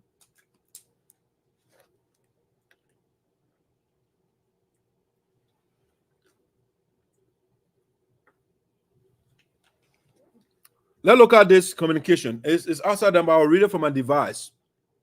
Let me come back on screen so you can see my beautiful face. Now, let's look at this this communication from the Iowa chapter. What are they met their obligation? Make it bigger a little bit. Hey, upside down, but hey, sorry. Now my fault is how it was uploaded. But let's look at the communication from. I'll read it from my other device here. It's upside down, so I can't read it like that. So this one it says here the communication. This one, the board, the resolution of the board. So this communication from the Iowa chapter, right? From the Iowa chapter, the chapter. They said they should not sit until they solve issue, and their issue was settled. The chapter they settled that issue. All right, so here's the communication. I don't know how it was written or just upside down, but let me see what they say. Let's start from the top here. They say after deliberations. Let me start from the bottom here. Maybe I'll go. It will make sense. Oh, I don't know why it's just flipping all over the place. Sorry, guy. All right, let's start from the chapter. It said after deliberations, the board. No, it's still not making sense. To the National Board of Directors, Union of Liberian Associations in the Americas, ULA, Office of the Chairman, Alfred Seal, okay, Seal, Dow Kamara, Mohammed Keita, James and James D. Barclay, Thomas Johnson. So these are the board members, right? And this was dated September 13, 2023.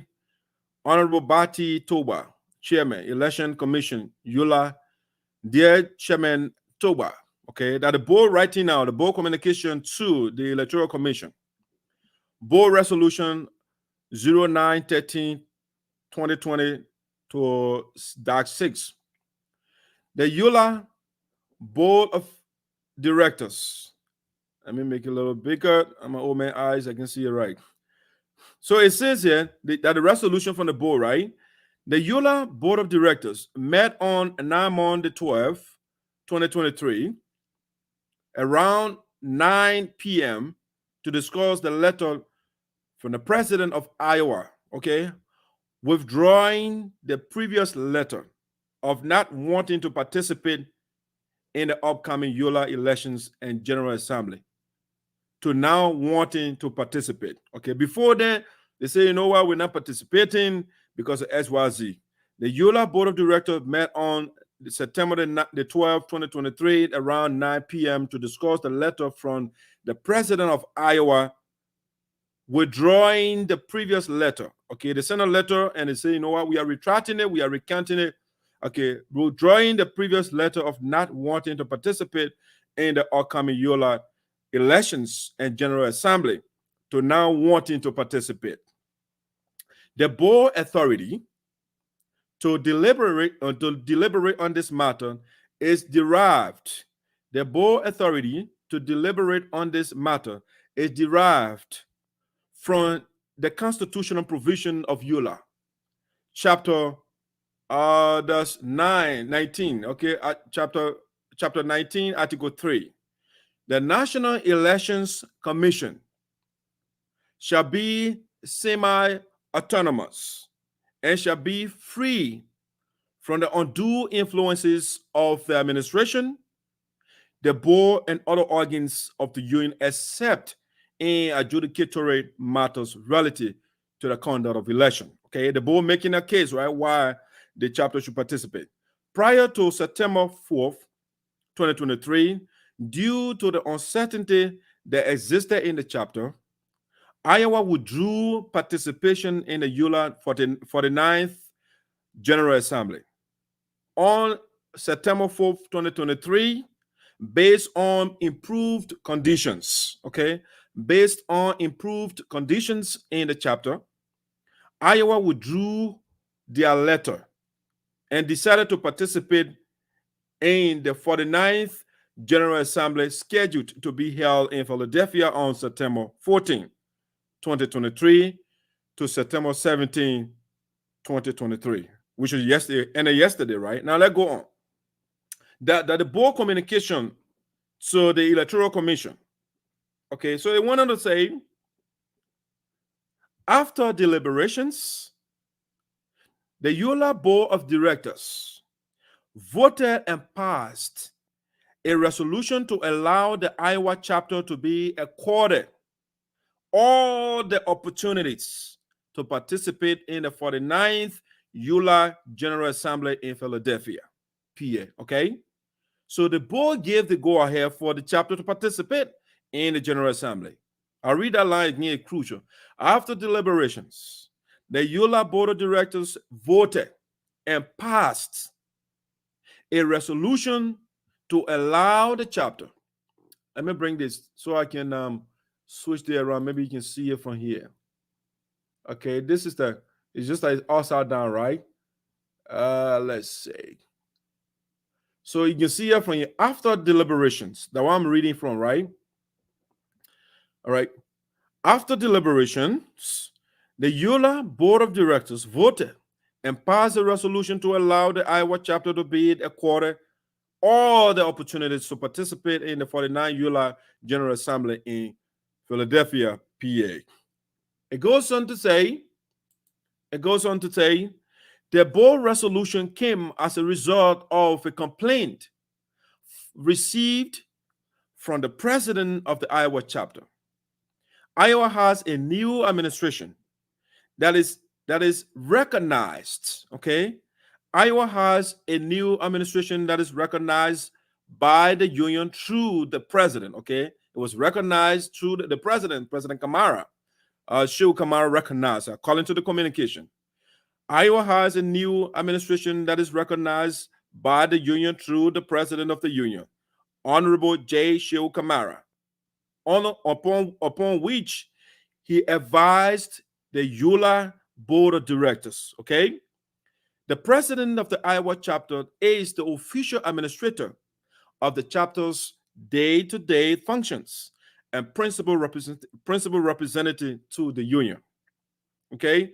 Additionally, during the deliberations, the union's board considered presidential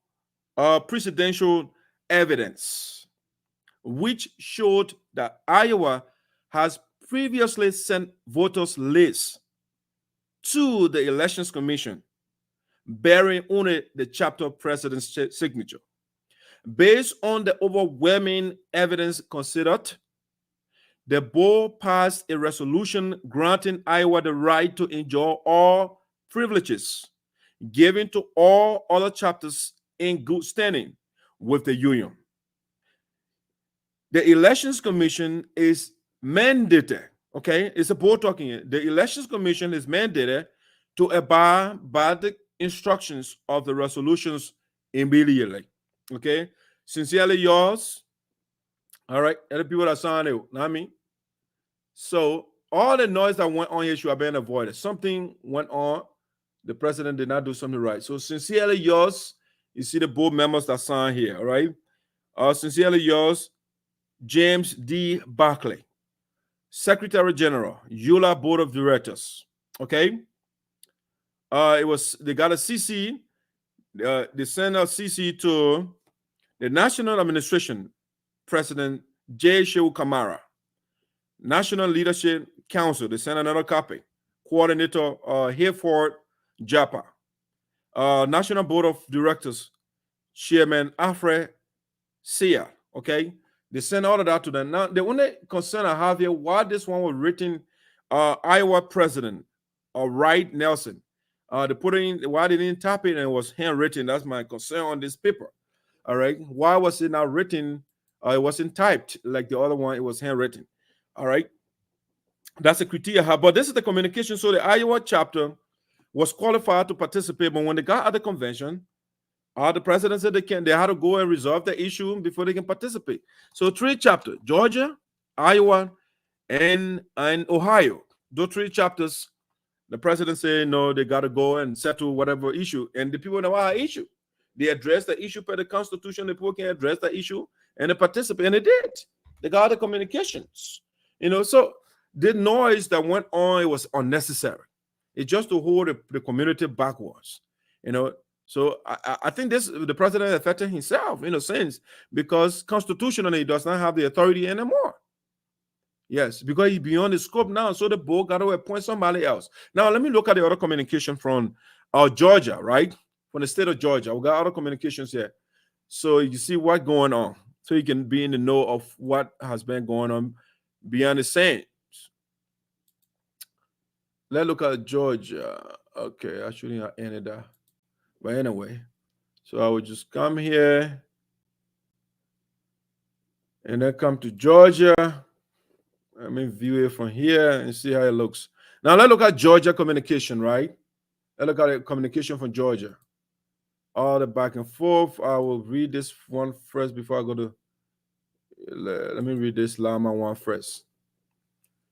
Let me make it bigger. Okay, let's read the communication. All right, from Georgia, from the state of Georgia, right? From the board. Let's see this one. Union of Liberian Association in the Americas, ULA Office of the National President. Okay, so communication from the Office of the President, right? Let's look at it. Was dated 09/11/2023. Boyer B. Brople, Executive Director, Liberian Community Association of Georgia, right? DBA, Liberian Association of Metro Atlanta. Dear Mr. Brople, this is the president writing now. Dear Mr. Brople, I trust this message finds you in good health. I'm writing in response to the recent protest filed by members of the Liberian Associations of Metropolitan Atlanta, LAMA, regarding the delegate list submitted for certification to the ULA National Administration for the upcoming 49th General Assembly. Okay. First of all, the letter should not have gone to the national, it should have gone to the board. I'm not a board, but to the election commission, because this is the election issue. So it should not go to the national administration, the man who is also on the ballot. So you can send. So I trust this message finds you in good health. I'm writing in response to the recent protest filed. So any electoral protest, it has to go to the election commission. It's not to the office of the president. No. The president cannot be the player and the referee at the same time. No, he can't do that. So I trust this message finds you in good health. I'm writing in response to the recent protest filed by members of the Liberian Associations of Metropolitan Atlanta, LAMA, regarding the delegate list submitted for certification to the ULAA'S National Administration for the upcoming 49th General Assembly. Okay, it's an infraction right there. The letter should not go to the national administration. No. First and foremost, I wish to emphasize our commitment to upholding the principles of fairness, transparency, and inclusivity within ULAA, particularly during the delegate selection process. We recognize the significance of this matter and value the importance of addressing any concerns that have been raised by our members. The president goes on to say, to make well-informed decisions, I would like to afford each party the opportunity for due process by following the following steps. 1, conducting an internal review, engaging with our members, consulting ULAA bylaws and guidelines. Okay, the members did that. In this regard, I extend a cordial invitation for a meeting scheduled for September 12, 2023 at 8 p.m. Eastern via Zoom. Below, you will find the Zoom meeting details. Okay, so I was in the hall yesterday. I talked to some of the members from Georgia, and they say yes, because the president, I have interviewed the president, and the president said, oh, I wrote a communication inviting the members of Georgia to come for a meeting so we can resolve the issue, but they didn't reply to my communication, or they did not come to the meeting. Okay, and I asked one of the representatives from the Georgia, Dr. Howard Corner, and she said, yeah, we refuse to come because the matter at hand is not within the scope of the president. It's electoral commission that's supposed to take care of that. So if we have any election matter, the election commission got it, and the constitution spells out that as well. In this regard, I extend a cordial invitation for a meeting scheduled for September 12, 2023 at 8 p.m. Eastern via Zoom. Below, you will find the Zoom meeting details. It goes on, I am dedicated to resolving this matter in a manner that is both fair and transparent. I am open to any communication or recommendations or guidance that your administration may offer to ensure that our delegate list aligns with ULAA's principles and requirements. Following the meeting and in the spirit of transparency and accountability, I will provide you with updates on the progress of our internal review and any subsequent actions taken by the national administration to address the protest. Again, this should not go to the national press or the national administration because it is not their job responsibility. No, they don't address election issue. This is the election matter. So it goes to the election commission. They can certify or discertify a list. It's their job. Our mutual goal is to work collaboratively to resolve this matter to the satisfaction of all parties involved. So they provided a link and everything. Thank you for your attention to this matter, and we look forward to a productive resolution. Okay, so it was signed. You see the president's signature here, Honorable J. Shiwoh Kamara, National President. Okay, now let's see what are the Georgia chapter responded, what they said, what are they responded, or they ignored the president. Let's see. Now let's come to this Georgia chapter, right? Let me make it bigger. Let's come to this. We got to go through these things so that we can know what's obtaining beyond the scenes that we don't know. Let's see, maybe it'll be too big. Yeah, let me minimize it a little bit. Let's come here. Okay, good. Now that look at it. Look at the communication here. So here's the communication after we just read the president's communication, right? So via email, September 10, 2023, dear Honorable President, okay, Honorable President Kamara, I interviewed the president yesterday and he said the Georgia people did not respond, did not acknowledge the communication, right? The reply. There's a reply. Dear Honorable President Kamara, this letter is an official letter of dispute, okay? This letter is an official letter of dispute against the Georgia delegation list that was submitted on August 31st, 2023 by Executive Director Boyer Bropley, okay? After countless requests for the Laman attendee list from the Executive Director have been unsuccessful, on August 29, 2023, the candidates, James Tamba and Dr. Will Jala, compiled a list of supporters who met Lama's constitutional requirements of attending 2 consecutive meetings and fulfilling their financial obligations of current due payments to the executive director. The names are as follows, okay? They reply to the president, okay? The name. Deba Besa. Deba Besa, sorry if I don't call that name right. The guy here, Benjamin Bobby, Mayaman Gibson, Dennis Jai, Eugenia Jai, let's see here, Janet Roberts, Tonia Harris, Pastor Clifford Hogue, okay? On August 30th, 2023, the executive director posted the Laman delegate list in the Laman Community Bulletin WhatsApp chat room. After reviewing the list, it was noted that the names submitted by Mr. Tamba and Dr. Jala were not added to the list. Okay, that's an issue already.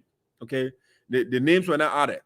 On the evening of August 30th, 2023, Dr. Jala had a conversation with Mr. Bropley about the delegate list, and Mr. Bropley stated in the conversation that he will update the list if the delegates on the list sent in by Mr. Tamba and Dr. Jala that met the requirements. On August 31st, 2023, Mr. Bropley submitted the delegate list to ULA with only one additional name added. Okay, the other one, the left one, are a response letter to the delegate list was sent to Mr. Bropley by Mr. Jala, emphasizing the names of individuals that have met the delegate list requirements as per Lama's constitution. Okay, again, the chapters they have to decide who is qualified and who is not qualified. It's not the responsibility of the national president to decide who is eligible and who is not. The people send that list and they say these people are qualified. So why are they taking people's names? Mr. Bropley taking adding 1 to 1 out and all those different things. We are disputing the following delegates on the list and are requesting that the executive director provide evidence that the members listed qualify to be listed as a delegate for Lama as per Lama's constitutional requirements. So these are the names. So they are disputing this name here. Amara Kumar, Bengali Kane, that's Bentu Damarimi, all right. Danso Foma, Dorothy Bain, that's Gav Fofana, James W. Harris, Manibi Dukley, that Sahuka Fofana, Sano Dauda Ibrahim Touré, Ahmed Touré, you got Mayaba Sharif, you got Sangit Tannen, and then you got Siata Touré. All right, so these are the names, right? So additionally, we requested that the executive director remove the super delegates as per Lama's Constitution, chapter 567, chapter 8, article 11 and 12. These are the names they say they want to move. Additionally, we requested the executive director remove the super delegates. These are the names they want to be removed. That are Sumon Habert Besa, current Southern Regional Vice President. Dr. Howard Cornyn, board member of Lama. Okay, I talked to her yesterday. Mr. Charles Russell, board member at ULA. Dr. Will M. Jala, current treasurer at ULA. As of the submission of this letter dated above, the executive director has not updated the delegate list. Due to the urgency of this matter, we are therefore requesting that the ULA election committee intervene in this matter immediately. Sincerely, Mr. James Tamba and Dr. Will Jala. Okay, this is the letter, the reply to the president, right? And by right, something went on wrong somewhere, because this should not go to the national administration, because the president, the national administration, the president cannot be on the ballot at the same time adjudicating election matters. No, it's not his function, and the Constitution is clear on that. Okay, so my verdict on the issue is whatever happened the other day is the fault of the president. Okay, it's the fault of the president and nobody else. A division of labor should be observed by every organ of the organization. The other organ cannot usurp the function of the other organ. No. And so yesterday, the chaos that went on, the cancellation of the notification of the election was unnecessary. It could have been avoided if the people followed the law, the Constitution. All right, so that's the chaotic event that happened yesterday in ULA. These things, they can be easily avoided. I mean, it's so sad that our community runs like this. The issue of power and power. So now let me hear some frustration, right? Some frustrated members after that incident happened yesterday. Let's listen to some courtesy of current situation, a video right here. It's time for Voice of Sinoe.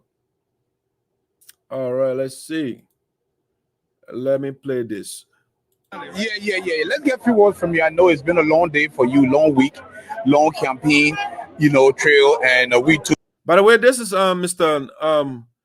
Keita, right? He was the opposition to the incumbent, Mr. Shiwoh Kamara. All right, so let's hear what he said. We drove over, close to 20 hours. Now the president, who also he's a contestant, and he also the presiding officer of this conference here, he just called off the election that people worked hard for, that came here to participate. He just called this off, and he did not give a later date when it will be held. And this was called off because of this issue. First of all, my man, that's Vinton. Vinton is not within the constitutional ability of the president to call off election. No, the Constitution is clear. You cannot, no organ, it says that in the Constitution, no organ of the union can call off, can cancel, can postpone any election. So it was blatant, a gross violation of the Constitution yesterday for the president to have called off the election. It has not been resolved. So what is your thought? What is your process on this? That voters are frustrated right now, and I know you might be frustrated too. What is your thought on this? You see, it's more than frustration. You have a leadership. You see Liberian travel from the 50 states to come here. Yes. A lot of them left their job. Good job, left their children. Some of them can't even with their children spend their money. Liberians spend nearly, if you do the calculation with their job, almost $100,000 to come for this. Meaning just for their rights to be protected. And an individual who figured that he has a right, he has a mantle to cancel anything, anytime, stood up against Liberian will. This is a sad day for Liberia. How can we in the diaspora protect Liberian home when in fact we are worse than the poor home? So do you think the rights of Liberians to vote, the rights were violated today by Mr. Kamara? First of all, the misleading information given that even hurt our people. They told them pay your certain fee pay your registration. To even coming to the hall. Yeah, come to the hall. We let you to vote. We let you to do anything. And when they got there, they deny that they have right. Liberians have the right to petition anything. They have the right to get their money back. They have the right to do whatever necessary. So what really bothered me? So that was a valid point, right? The people will now have the election, and you allow them to pay their money, and all of that. You cancel the election. So are you going to kind of repay them, refund, get their money back to them? Here is the issue that they were trying to resolve today. Ohio, Georgia, and Iowa issue has not been resolved. The voting is supposed to start at 12. All right, and now it's after 5, and now they cancel this here.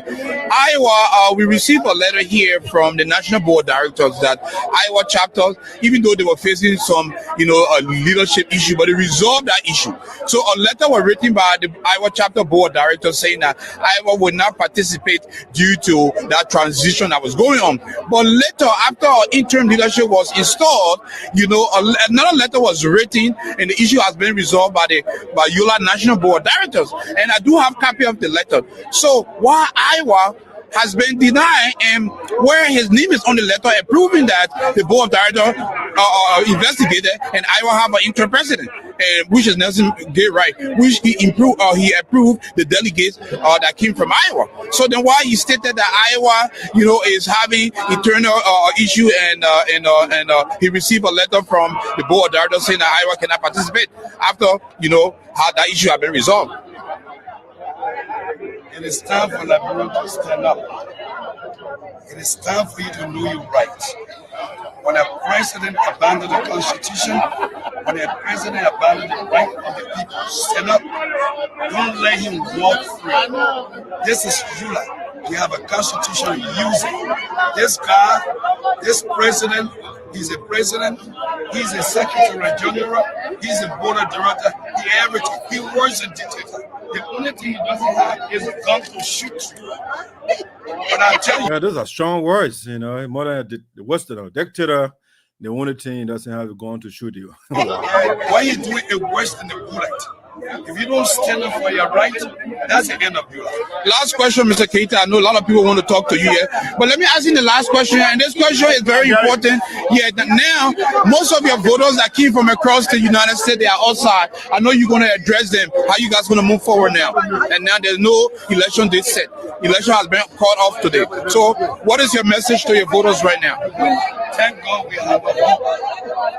There's a board of directors. Today, this administration will turn you off. The board of directors is our hope. So the board of directors takes over. That takeover is our hope. Yeah. We're looking up to the board of directors. Oh yeah, the board of directors, by the Constitution, they have to appoint acting president, and so that until the election is conducted, because right now the president, because the Constitution says, if the incumbent is a candidate, then if the election is not held, then the board of directors, they should appoint acting president until a such time election shall have been held.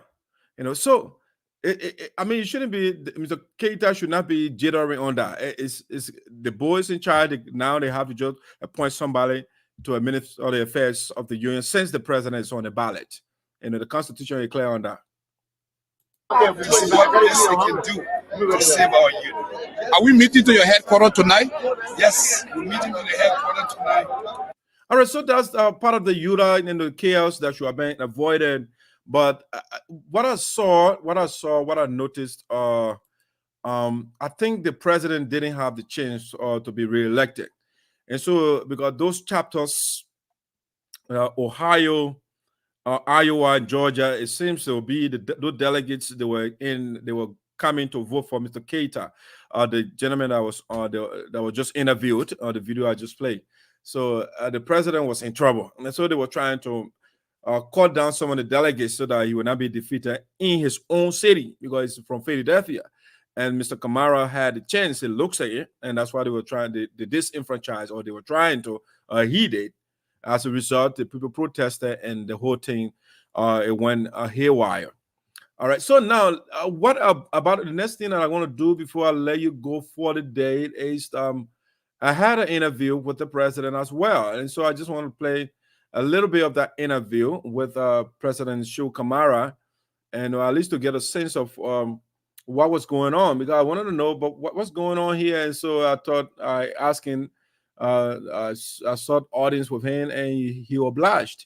And so let me play that little interaction with the president. I'm not playing the whole video. If you want to play the whole, listen to the whole thing, just go on my page and you can listen to the whole interview. But I just want to play a little bit of the interaction.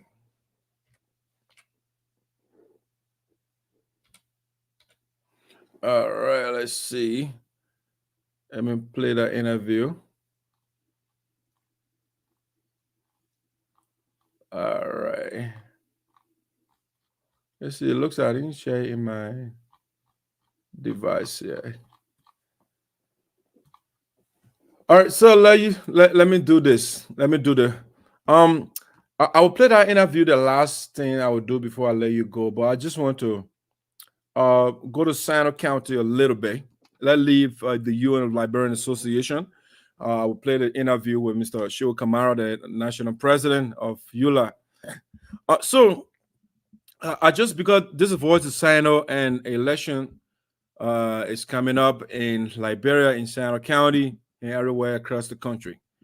And we have an obligation to tell our people who is right based on the history, based on the record, and based on the integrity of the people that are running, right? We got to look at a couple of things. You know, we can just vote people or campaign for people because we are from the same section, we are from the same tribe, because we are buddies, because we are family. No, we vote for people, we campaign for people that have track record of making change, of doing something to improve, because the lives of our people is horrible. And so we need leadership, because leadership can either improve the condition of the people or it can degrade the condition of the people. All right. So we have a slew of candidates in Sinoe County, like other counties across the country, that are also participating. And our job here is to sell the right people to you, so they can do. All you have to do is, when we tell you the right people, you go to the ballot box and cast the vote for that person, and trust us. We have no agenda in this. We have no incentive for telling you to do the right thing. Because we want your condition to improve. I want your children to go to good schools. I want you to have access to jobs. I want you to have access to medical facilities and those different things. You know, children to have access to books, library to read, and those things. Have power. You deserve to have electricity in your house. You deserve to have your own car. You don't have to be running behind government official car. So if you have good leadership, they will create the environment for you to have those things. And that is why some of us, we want, because the lawmakers, they are vital to the growth of any country. All right. They make critical decisions because they hold people accountable, right? And so if you have the right people, right now, some of the guys that I see in Sinoe County that are contesting, they will tell you the party is supreme. So once you hear that the person is not coming for you, they are coming for party. The party is supreme. That means the party is above the country. The party is supposed to be country supreme, right? But if you hear somebody putting party above country or party above the people, you know that the person is not running on your ticket, on your behalf. The person is running on the party's behalf. And what has the party been doing? Okay. If you say, for example, the party that is in authority right now, CDC, is the party working in your interest? If you ask me, I would say, hell no. They have done some things. Yes. But are those things enough? Hell no. They have been doing more for themselves. And they gave you, what they call tokenism. They're doing tokenism. They give you token development, as a way, when you go if you're a fisherman, right? You go fishing, what do? You put the worm on the hook so that you can get the fish. So in order to get your vote again, what they do is they say, oh, we're taking on we're building parks for you. Okay, after you go on the park, the playground, you run around and you don't have food at home. I mean, what energy, where you going to get the energy from to go to the park again to go take a picture? Okay, so you need somebody that will create jobs for you, that will open up the economy, that will have a plan for you. You have the young people, energetic, and they don't have an asset to employment, and you are building park for them to run around. Where are you getting the energy to run around? You need jobs. Okay, you declare free education, but the buildings are leaking. The teachers are not getting paid. I mean, the children are not getting quality. So how when they graduate, I mean, how are they going to be productive to the country? What are they going to contribute when they are not getting quality? Okay. So, I mean, you need leaders like that. So, in Sinoe County, at the senatorial level, you have Milton Tiaji, who is seeking re-election. Okay. Milton Tiaji is seeking re-election. And you gave him several years to test the man's ability, whether he can lead, whether he's the right person or not. You gave Milton Tiaji sufficient time to lead you, okay? And Milton Tiaji, first, you tested him after Taylor made him information minister first, right? Taylor made him deputy information minister. And what did he do? Him and his boss, Joe Marba, they were fighting. They turned the Ministry of Information into a boxing arena. They were fighting. They were pugilists. They're throwing blows. That's what Milton Tiaji they were doing at the Ministry of Information. The articles, they are all online. Go there, Milton Tiaji throwing blows. So after that, he defended Taylor. He did not defend you, the people. He was defending Taylor on BBC, and Taylor is the best person in the world. And what Tiaji did, he rewarded Taylor for murdering you. He defended Taylor for murdering 250,000 human beings. Okay, that was the reward that Taylor gave him, right? Now, after that, Ellen Johnson Sally, who herself said in her book is online. Go on Amazon and get a copy. This child will be great. Read the book. I think on page 10 is right there. She says she gave Charles Taylor 10,000 United States dollars. And Charles Taylor does not work for Red Cross.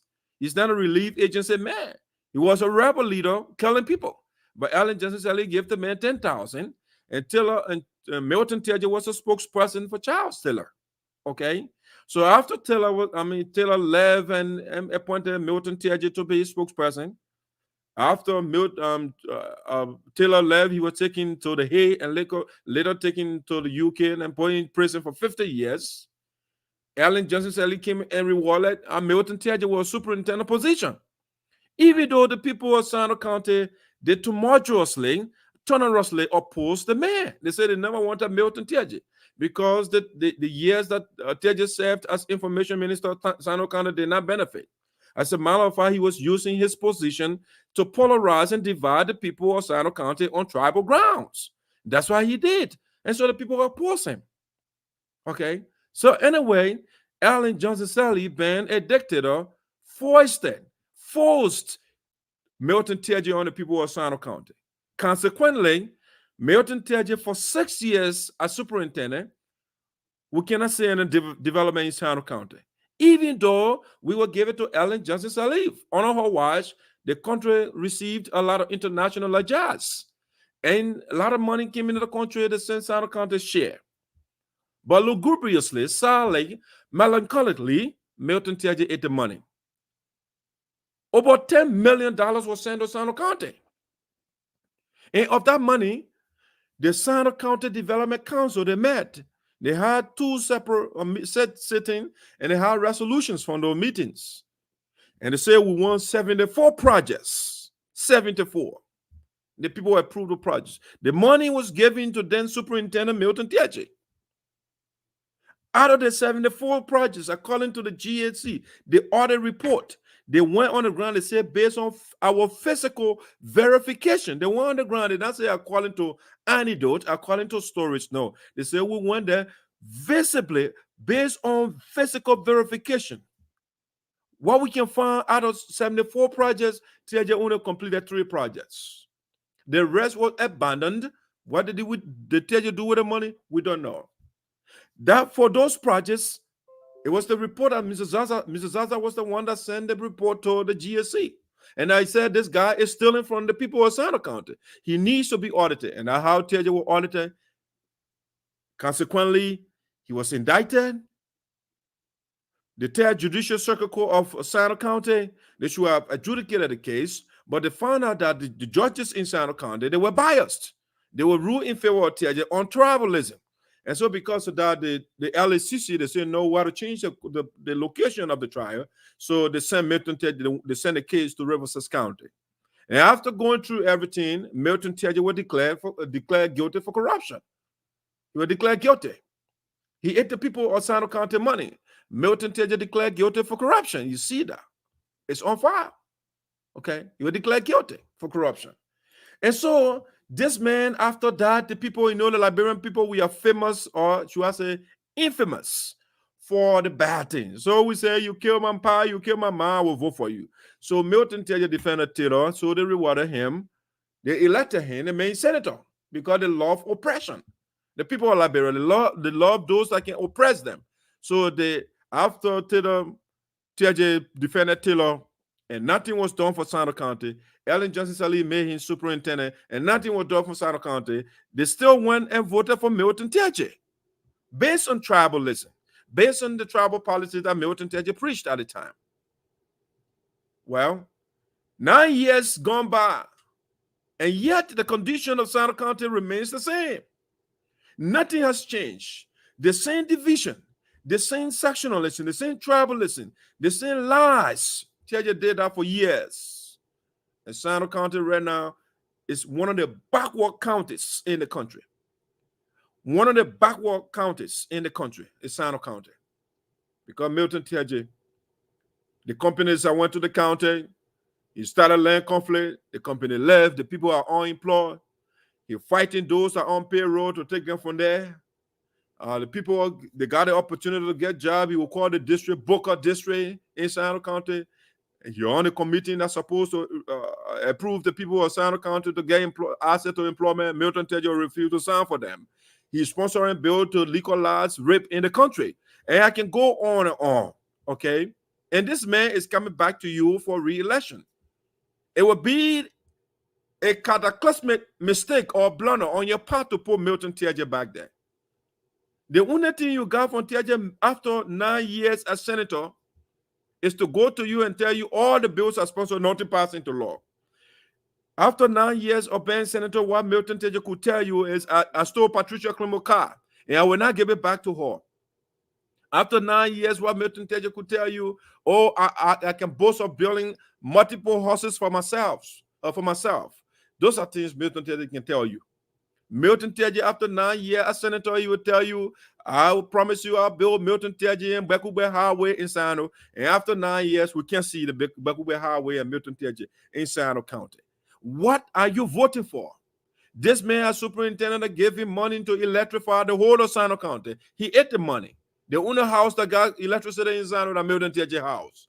So why you want to vote for such a man? Why? The man, when people, federal citizens in the county, when they die, the man will celebrate. He will say, my God killed Mambutu Nyimpa. My God killed Give Morris. He will go on and on. Nambesla, my God killed him. What do you need from this man? Why do you need a man to be your leader when he's saying all these things? Why? And he is telling you, vote for Zaza. Don't vote for me. Don't vote for Creighton Duncan. Vote for Zaza. And so October, TJ himself is telling you who to vote for. Don't vote for Creighton Duncan that he brought to us. He used a God to kill Nambesla. And Nambesla was a friend of Creighton Duncan. But because Nambesla was not agreeing with him, so he killed a man. And now if you look, you go out there, you got the audio, he's saying he took Creighton Duncan to the slaughter hall. Those are things he says. The man he brought, he took the man to the slaughter hall. So why you need a Milton TJ to be your senator again? I ask you the people of Sinoe County, do you want a Zaza who gave you a community college, whereas Creighton Duncan and they led the country for 133 years, you don't have school? Zaza gave you a community college. He gave you several schools. TJ himself can attest to that. Zaza built the first high school outside the capital city of Sinoe County. Do you want a Zaza or a TJ, a Zaza who sending our children out of the country for them to get advanced education? Or you want a TJ who would tell you, you know, as my God killed the other person? Do you want a Zaza who is creating opportunities for people to get employment, or a TIG who is taking people from payroll? Who do you want? Do you want a TIG who is cursing people out, or a Zaza that is highly respected in the country? Who do you want? You want a Milton TIG who, when he's driving, he splash the dirty water on you, or a Zaza when he's coming, he pick you up and put you in the car? Do you want a TIG when you go to his office, when you can't afford to pay for your medical bill, he'll say, you know what, I don't have money for you? Or you want a Zaza who will tell you, say, you know, how much you say? I give it to you, or I will tell the doctor, I will go to the doctor and pay. I will send the money to the doctor. Who do you want? Do you want a Zaza who would sponsor a bill to take ghosts, people that are not working, that are not living on payroll, or a TIG who will be in the Liberian Senate in the House in Greenville? His colleague will present on the floor. He will say, you know what? The hospital, the referral hospital in Sinoe County, in Creighton Dawkins district, it has no toilet paper. Who do you want? Creighton Dawkins is a non-factor in the race, so we're not going to waste our time on Creighton Dawkins. He's going to affect TIG, which is a good thing for us, for Zaza, because he want to take some votes for TIG. Creighton Dawkins will tell, you know what? The Sabo people, they are not in the majority. I don't care for them. I don't care for the Sabo people, you know. So we are glad the same attitude that Creighton Dawkins started. His forefathers have started. That's why he still continues. You know, the Sabo people, they are not important. I don't worry about them. I will not pay attention to them. All right. So we are telling our people. For me, I'm going for the indigenous candidates. I'm going for a Zaza and TIG, but TIG is a terrible indigenous guy. And so TIG is out of the equation.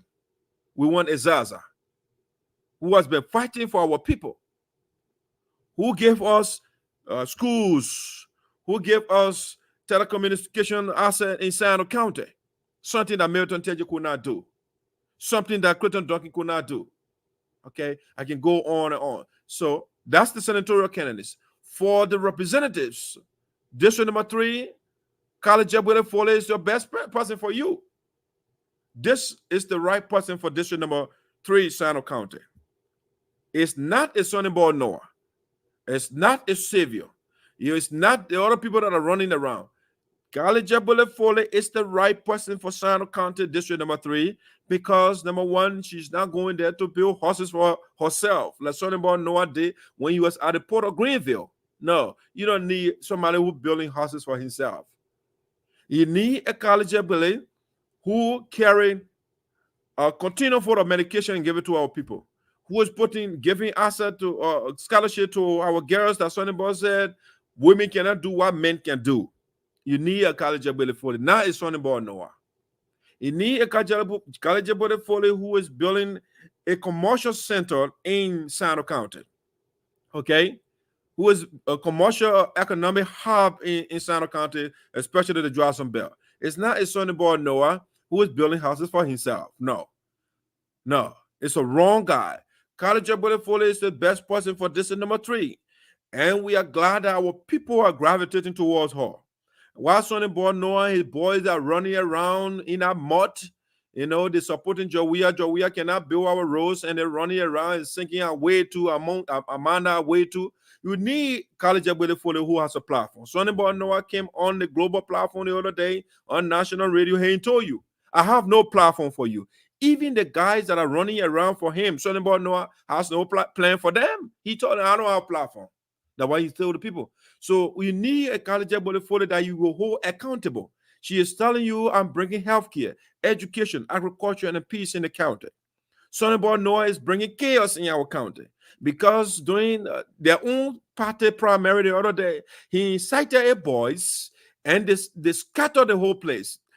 The primary wasn't held. The next day, the CDC people then came by and announced the same man that caused chaos for which election wasn't held. Okay? So Sonny Boy Noah is bringing chaos. He's bringing confusion.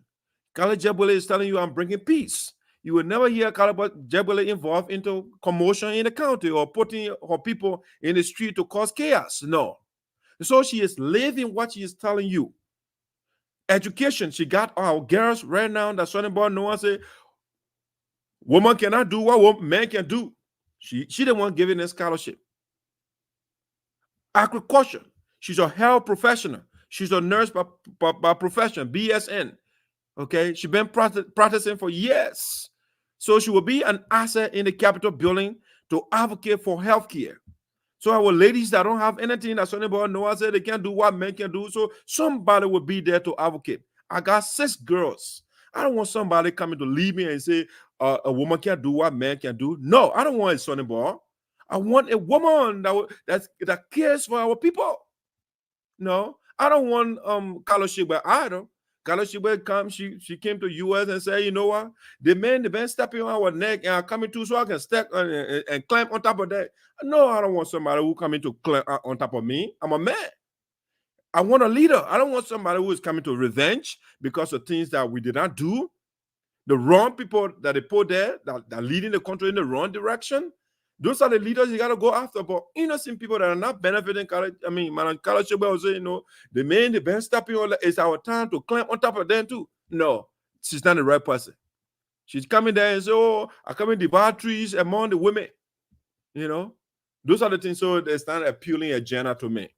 Okay. Sonny Boy Noah is the man that is a major obstacle and Reverend Kolo. But this guy, who are pounding rice in the mortar, who are in the village. 2 years after the guy was made port director, the man now always bodied at gold. He's wearing gold ring, gold watch, gold, everything is gold now, Sonny Boy Noah. Okay, hold on a second. This man, how did he come from here overnight? And now he wearing gold rings and gold everything on him. Why? He building houses for himself in no time. Building all these things. Okay? How is it from here to here? And now he building all these different houses. See the other mansion they got building. He didn't finish with it 1 year. Sonny Boy Noah just building and building at the Port of Greenville. Okay, the place he works, he taking all the money from. He was working at the time. This is how the Port of Greenville looks. So why would anybody want to look at Sonny Boy Noah who cannot even run the Port of Greenville, who cannot pin the building? And then man cannot pin the building and building mansion for himself. Okay, why do you need a Sonny Boy? This is the house in Johnsonville. Okay, the Port of Greenville. This is how Sonny Boy Noah left it. This is how it looks. Okay, and somebody will be campaigning for this man.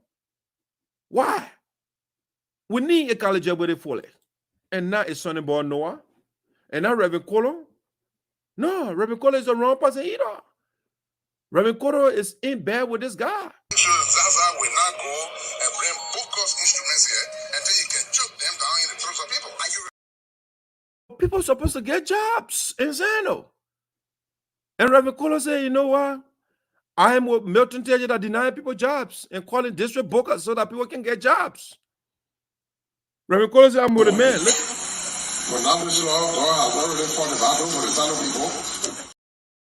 And the man, that's the man Reverend Kolo is in bed with. For Nangwes Law, God took care of him already. Okay? Okay? So you don't need a Reverend Kolo. You don't need a Sonny Boy Noah. No. Those are the wrong people. They are in bed with the wrong people, wrong men. Now let me repeat. I will not give Patricia Flomo any car. All right, you will not give Patricia Flomo any car. You stole the woman car, but you will not give it to her. Okay?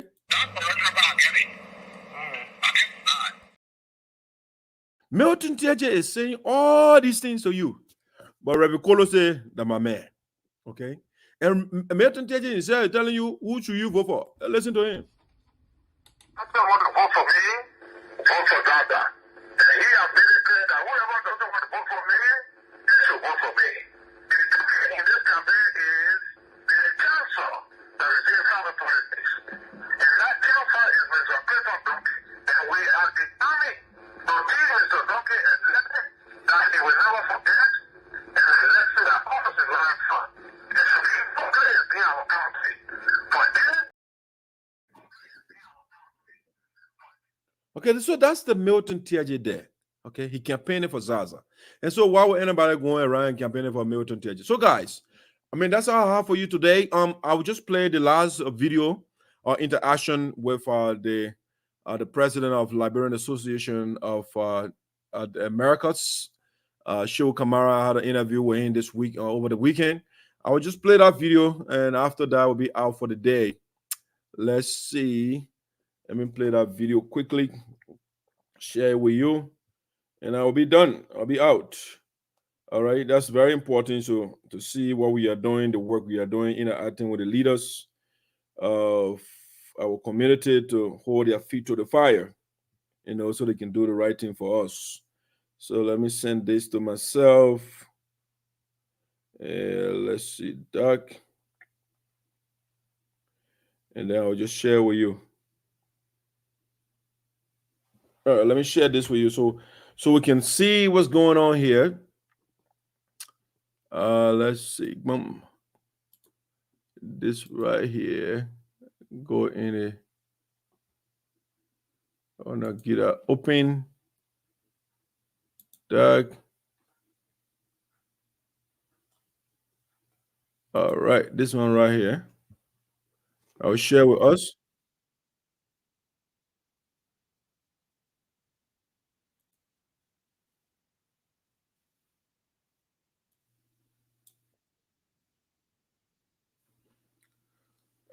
Look, let's make that bigger now. All right, let me share this audio video for us, and then just a quick interaction with the president of the Liberian Association with Esoteric. We had a little interaction. All right, let me go back here.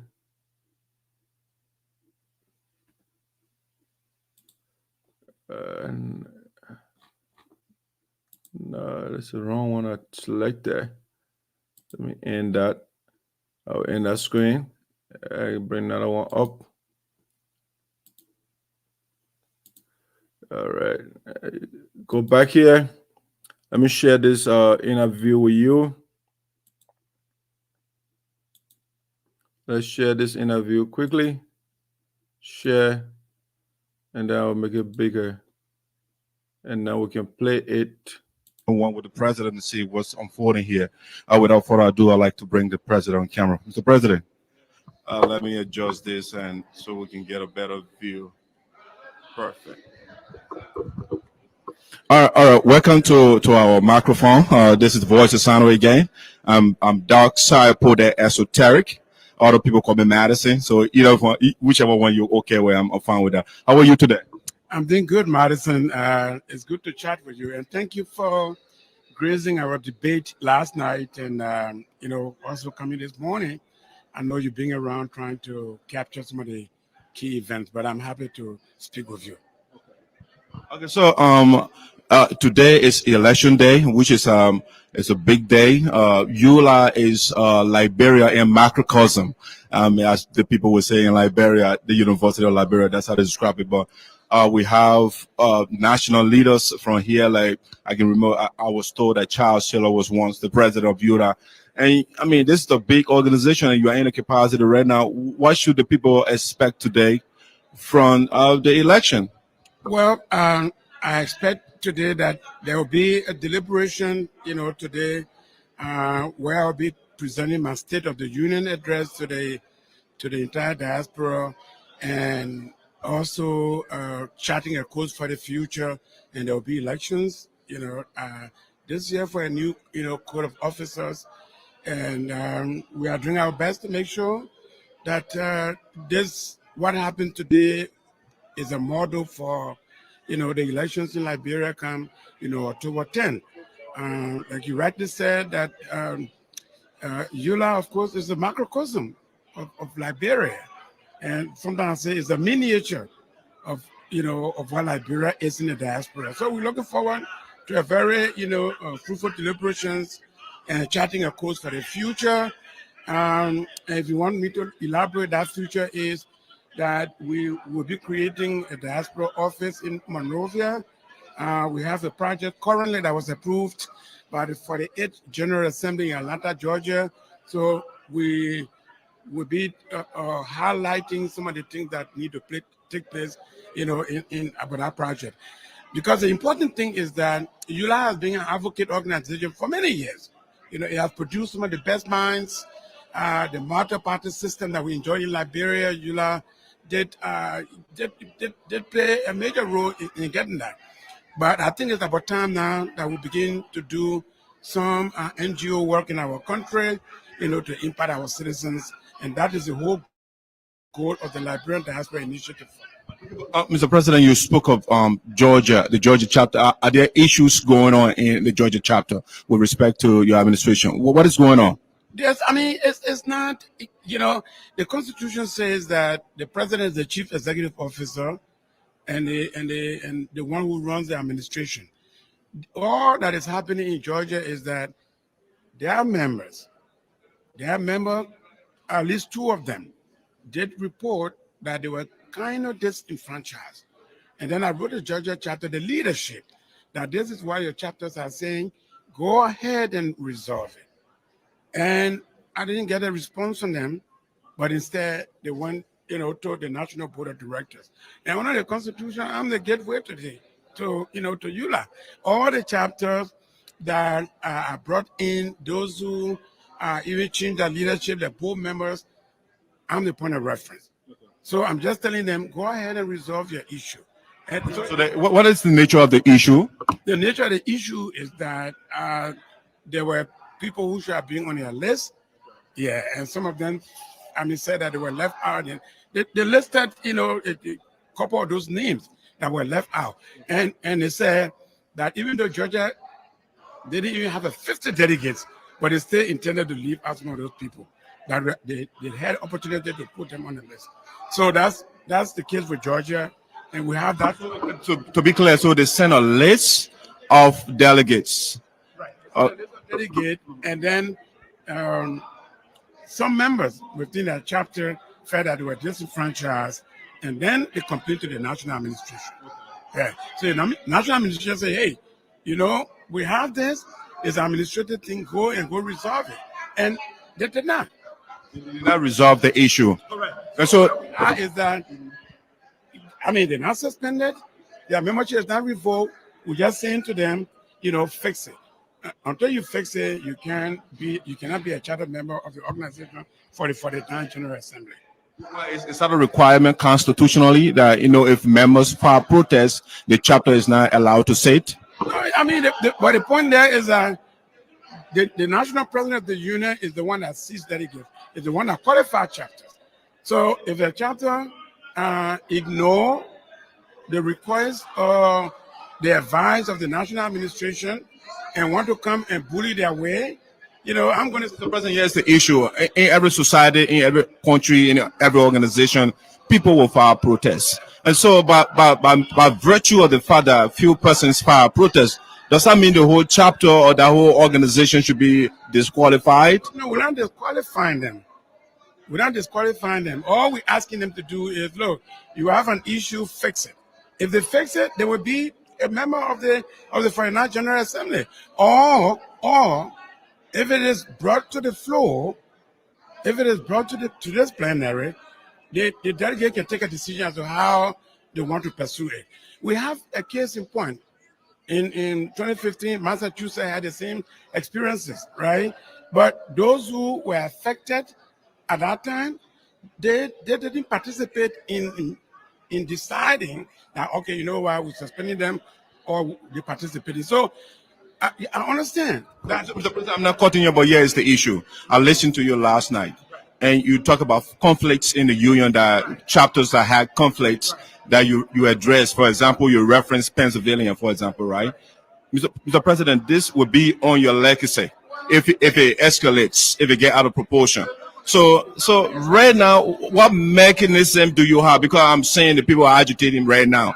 Agitating, but they did it deliberately. Okay, as much as I've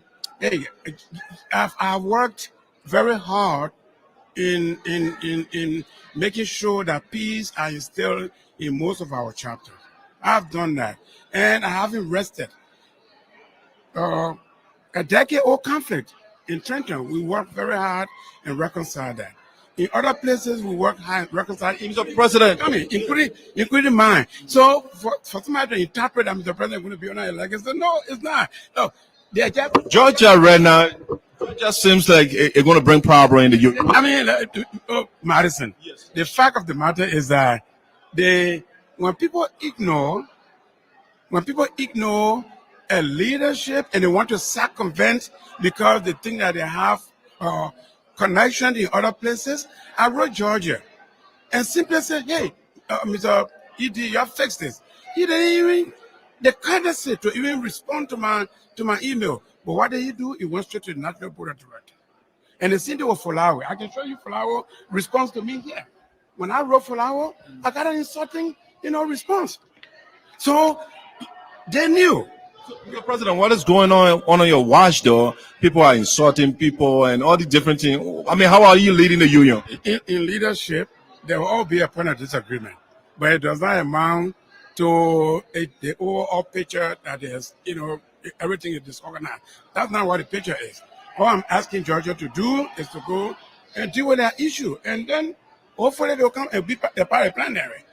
So you are saying they should not be part of the plenary on the 49th? I'm not saying they were not, but they know exactly what we requested them to do. So in terms of the Constitution, though, do you have a number of people that should file protests for it to be accepted? Because I'm told that just 2 persons file protests. Well, that they chose to do what they need to do. Maybe they wanted to flex their muscle.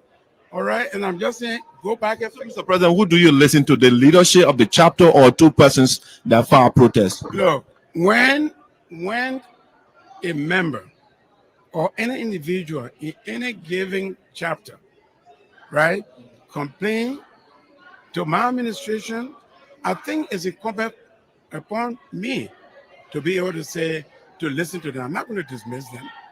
Okay, so as much as I can listen to the leadership of the chapter, but at the same time, they have general membership. Shouldn't they be listening to that member? Mr. President, what's the relationship between the 2 persons and you or your team?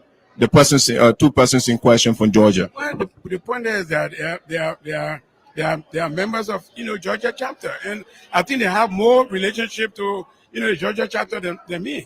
Are they part of your campaign? They are candidates. They are candidates in these elections. And besides the president and the vice president, all other individuals are technically, individual member. But that's not the point, Madison. The point there is that before we got to this point, we advised Georgia chapter exactly what to do, and they just ignore it. If you were president for the union today and you wrote a memo chapter and said, "Hey, somebody has filed a complaint," even if that person is a candidate or they are on your campaign, are you going to dismiss it? But Mr. President, given the politics involved, so you have to hear both sides equitably. You don't just say, "Okay, because the people did not respond to my communication, therefore I will listen to the 2 persons." Madison, they were invited to an audience with me, and they just flatly refused. They paid the leadership. Flatly refused. I wrote in a letter, set up a Zoom conference. They just... Mr. President, why are they refusing to come to you? What is going on? I don't know. I can't interpret what... Mr. President, something going on here that you are not telling us. No. I mean, I can't... You are the national leader and you are calling and the people are not coming. Something going on that we have to know. No, I mean, the point is, again, I will explain this to you, Madison. I'm not a mind reader. I, as a national president, have the union to run. And I think it's incumbent upon me to listen to every voice that comes to me. I'm not going to be dismissing anything. The president will practice democracy. So democracy is the voice of the majority. Right. You are talking about 2 persons. They are in the minority. So why listen to 2 persons and not the majority leadership of the chapter? Again, I have not abrogated Georgia chapter from participating in this, assembly. All I'm asking them to do, you have, a matter, resolve it. Okay, look, people, you're talking about democracy, Madison, right? Democracy, the basic facets of democracy should begin with an individual and ourselves. You cannot be ignoring the cries of your people in your chapter, but at the same time, you're holding the national leadership to a parameter. Mr. President, 2 persons, and now you be minority. So It doesn't matter. you can't say they're not listening to the people. The voice of any individual. Now I'm not minimizing. It's not 2 persons. They did express exactly why they were protesting. So do I set a criteria to say, oh, you got to be 10%, you got to be 20%? Mr. President, the 2 candidates from that chapter, are they part of your team or not? No, I mean, the point is that they are candidates in this election. Are they part of your team? Mr. President, you dodging my question. Are they part of your team or not? I'm not making it. Whatever decision I ask the chapter to do. Madison, I would hope that you will go and ask the chapter president why they didn't, or you to my. Mr. President, it seems to be the 2 persons are part of your team. It looks like it. Yeah, even if they're part of my team, Madison, but the point there is that there is a dissent before me. I can't adjudicate on that. I invited the chapter leadership, and they chose to do otherwise. What do you want me to do? But I don't want to quote speculation, right? But I'm told that these 2 persons, they are part of your team, and even part of my team. Does that mean that we should ignore what they brought before us? No, it doesn't mean that. But what it means also is you cannot disenfranchise the whole chapter. You can say they can't participate. They can't sit because 2 persons filed protest. Listen, we told them exactly what the decision was going to be. Or right now, it's not disenfranchising the entire chapter. I'm just asking the executive director to meet with his people, and then they resolve their issue. Once they do that, there'll be a part. Mr. President, they are right before you now. They are not in Georgia anymore. You are in charge. Why don't you call the people right now? You have a conversation about it and try to. Opportunity 2 or 3 days ago or 4 days ago, they did. They did not. So who is the executive director? I can talk to him. One beer Brooklyn. Yeah, you can go. You have to talk. The issue is, it's not because even if they were part of my campaign, I'm not doing this because of that. But there's an issue before me. I'm just saying, y'all go and go fix it. And that was the entire intent. I can show you the letter. Okay, that was the entire thing.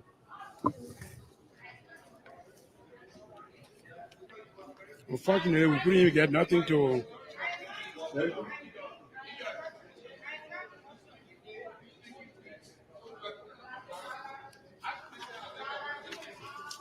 Mr. President, why? I mean, let the letter go for now, right? But I think I think the unity of the community is very important. And relatively speaking, you have done well bringing the community together. And I think it should not be divided on your watch. As a matter of fact, it shouldn't be divided.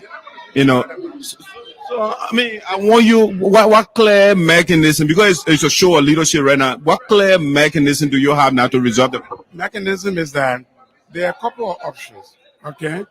And there's a precedent in the past of this kind of issue. All right. So all I'm asking Georgia to do, resolve your issue. Say in the event that Georgia does not handle their issue, and we start the plenary, and our issue is brought on the floor, okay? This body is going to be the high decision-making body, all right? And this body will decide as to how, we proceed, okay? Again, in these instances, usually the way that is going to happen, they agree, and the other party, the leadership, or maybe the chapter as a whole, might not be participating in that decision if the assembly has to take, a decision. So there's still room. This body is a high decision-making body of the entire union. But I didn't want to say that to you. I really didn't want to say that. I wanted for the Georgia chapter to just go and handle their business and everything else, like I requested them to do. I'm not abrogating them. I'm not suspending them. I'm not revoking. Not all those things are in my power. I'm just acting administratively. That's what I'm doing.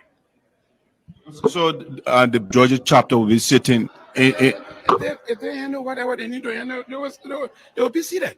So, Mr. President, I will carry you back again. Do you want to stop the chapter because two persons filed protest. And again, from what I'm hearing, these two persons, they are part of your team. It's not because they are part of my team. There's a whole conglomeration of other people. If you can listen to them, they're around. Okay? It might be like maybe a representative group. But whoever sent out communication is also a member of that chapter. So I keep hearing you emphasizing two people, not just two people. It's not. There's two candidates that filed protest. Say you two candidates. You asked me, say, I'm hearing that these people are part of your campaign. They're just a consortium, Madison, of a lot of other people. It's just that there's a representative group representing the voice of the other people. So you're not just two people. Okay? You can go and speak to someone, and Dr. Sumo is here. LIoyd is here. You know, those a couple other people from Georgia. They came and said, Mr. President, you are the father of the union. And we cry for something, and people just muzzle us. Mr. President, if you are the father of the union, then the father should consider both sides of the equation equitably. But it looks there. Yeah. Madison, chapters are independent. Okay? But our independence has a limit. So I heard a complaint.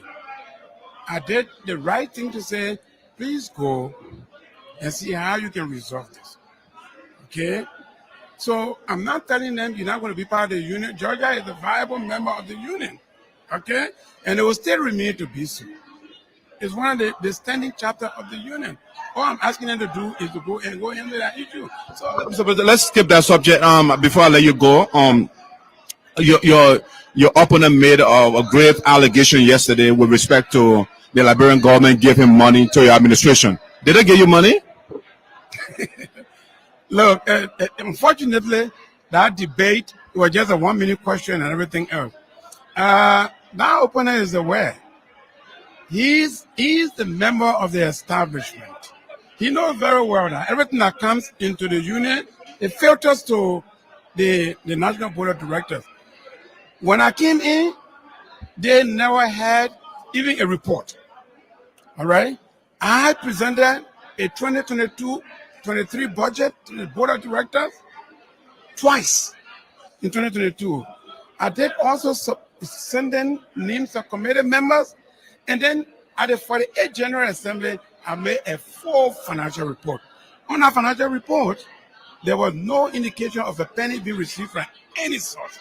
But that's what I said yesterday. My opponent, and I said to him, you got to be credible. All right?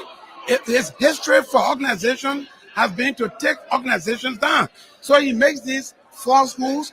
Mr. President, you're telling us that when Minister McGill came here, the promise he made, he did not keep it. Not a penny. Not a penny. And then they know it. The Liberian people know it. Look, $100,000 is not something that Madison just taking a bag, and run around with it. Okay?